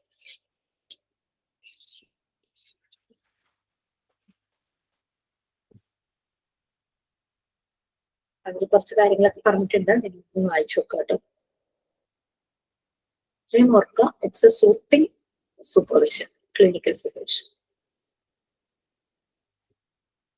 നെക്സ്റ്റ് ഫോളോ അപ്പ് ആണ്. സ്റ്റേജ് 5 എന്ന് പറയുന്നത് ഫോളോ അപ്പ് ആണ്. പുതുതായി വരുന്ന ഒരു ടീച്ചർ ഇത്രയും സപ്പോർട്ട് ചെയ്തു, പല രീതിയിലും അനാലിസിസ് നടത്തി, പല രീതിയിലുള്ള എന്താ പറയാ ഒരു നല്ലൊരു ഹെൽത്തി വേയിലുള്ള മീറ്റിംഗ്സ് കണ്ടക്ട് ചെയ്തു. അങ്ങനെ ടീച്ചറുടെ സ്ട്രെങ്ത് മനസ്സിലാക്കി, ടീച്ചറുടെ വീക്ക്നെസ് ഉണ്ടെങ്കിൽ അവിടെ പ്രൊമോട്ട് ചെയ്യുന്ന രീതിയിൽ കാര്യങ്ങൾ പറഞ്ഞു കൊടുക്കുക, സ്ട്രെങ്ത്തിനുള്ള അപ്രൈസൽ കൊടുക്കുക. അപ്പൊ അങ്ങനെ കുറെ കാര്യങ്ങൾ. പിന്നെ അത് ഫോളോ അപ്പ് ചെയ്യാം, ഡിസ്കസ് ചെയ്യാം, അനാലിസ് ചെയ്യാം. ലൈക്ക് ടീച്ചർ ചെയ്യുന്ന ഓരോ കാര്യങ്ങളും ടീച്ചറുടെ ഒബ്ജക്റ്റീവും ആ ഡേറ്റ കളക്ട് ചെയ്തതും എല്ലാം വെച്ചിട്ടൊക്കെ ഒന്ന് അനലൈസ് ചെയ്യാം. ഓക്കെ. പിന്നെ ഇപ്പൊ ഒരു പർട്ടിക്കുലർ ലെസൺ കുട്ടികളെ പഠിപ്പിക്കാനായിട്ട് പോകുമ്പോൾ ടീച്ചർ കളക്ട് ചെയ്യുന്ന ഡേറ്റ സൂപ്പർവൈസർക്ക് ഒന്ന് ഒബ്സർവ് ചെയ്യാം. എന്നിട്ട് വേണമെങ്കിൽ അതിനെ ആഡ് ചെയ്യണമെങ്കിൽ ആഡ് ചെയ്യാൻ ഇത് കൊടുക്കുക. എവിടെയെങ്കിലും ടീച്ചർക്ക് ഡൗട്ട്സ് ഉണ്ടെങ്കിൽ അത് ക്ലാരിഫൈ ചെയ്ത് കൊടുക്കുക. ഇങ്ങനെയുള്ള കാര്യങ്ങളാണ് ക്ലിനിക്കൽ സൂപ്പർവിഷൻ വരുന്നത്. കുറച്ച് കാര്യങ്ങളുണ്ട് അതിനകത്ത്. So I think I can do it on next refreshing session. നിങ്ങളൊന്ന് വായിക്കൂ, വായിച്ചിട്ട് എന്തെങ്കിലുമൊക്കെ ആഡ് ചെയ്യാനായിട്ട് എന്തെങ്കിലും പോയിന്റ്സ് ഒന്ന് ആഡ് ചെയ്യണമെന്ന് തോന്നുവാണ്, ഇങ്ങനെയൊക്കെ കാര്യങ്ങൾ നിങ്ങൾ റിലേറ്റ് ചെയ്യാനൊക്കെ ഉണ്ടെങ്കിലൊക്കെ ഒന്ന് പറയും. നമുക്ക് സെമിനാർസ് ഒന്നും കാര്യമായിട്ട് കണ്ടക്ട് ചെയ്യാൻ പറ്റിയില്ല. സോ ജസ്റ്റ് ഒന്ന് നോക്കിട്ടോ.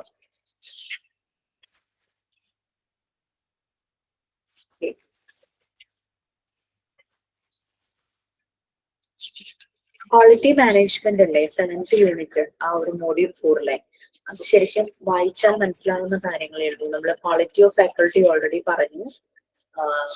മുബിന പറഞ്ഞിട്ടുണ്ടായിരുന്നു. പിന്നെ ക്വാളിറ്റി മാനേജ്മെന്റ്, എക്സാമിനേഷന്റെ ക്വാളിറ്റി, അതിന്റെ അസസ്മെന്റ് അല്ലെ, അത് ഓർക്കുവാൻ നമുക്കറിയാം.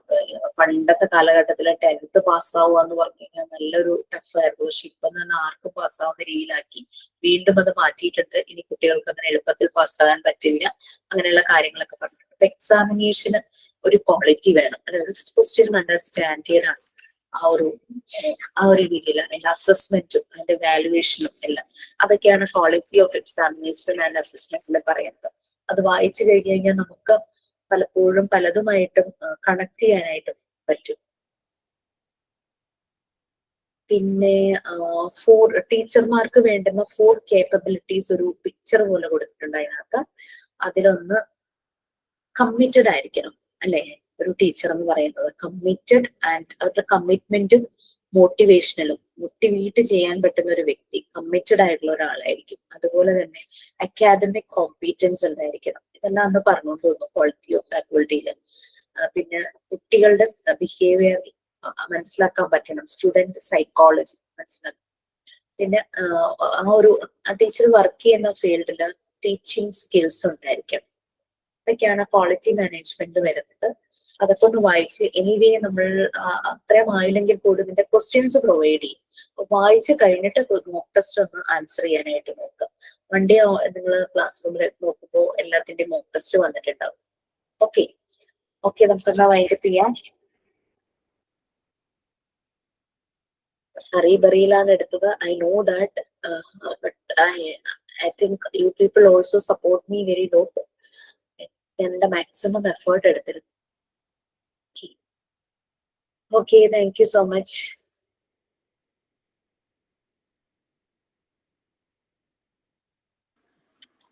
Thank you, ma'am. Good night. Good night.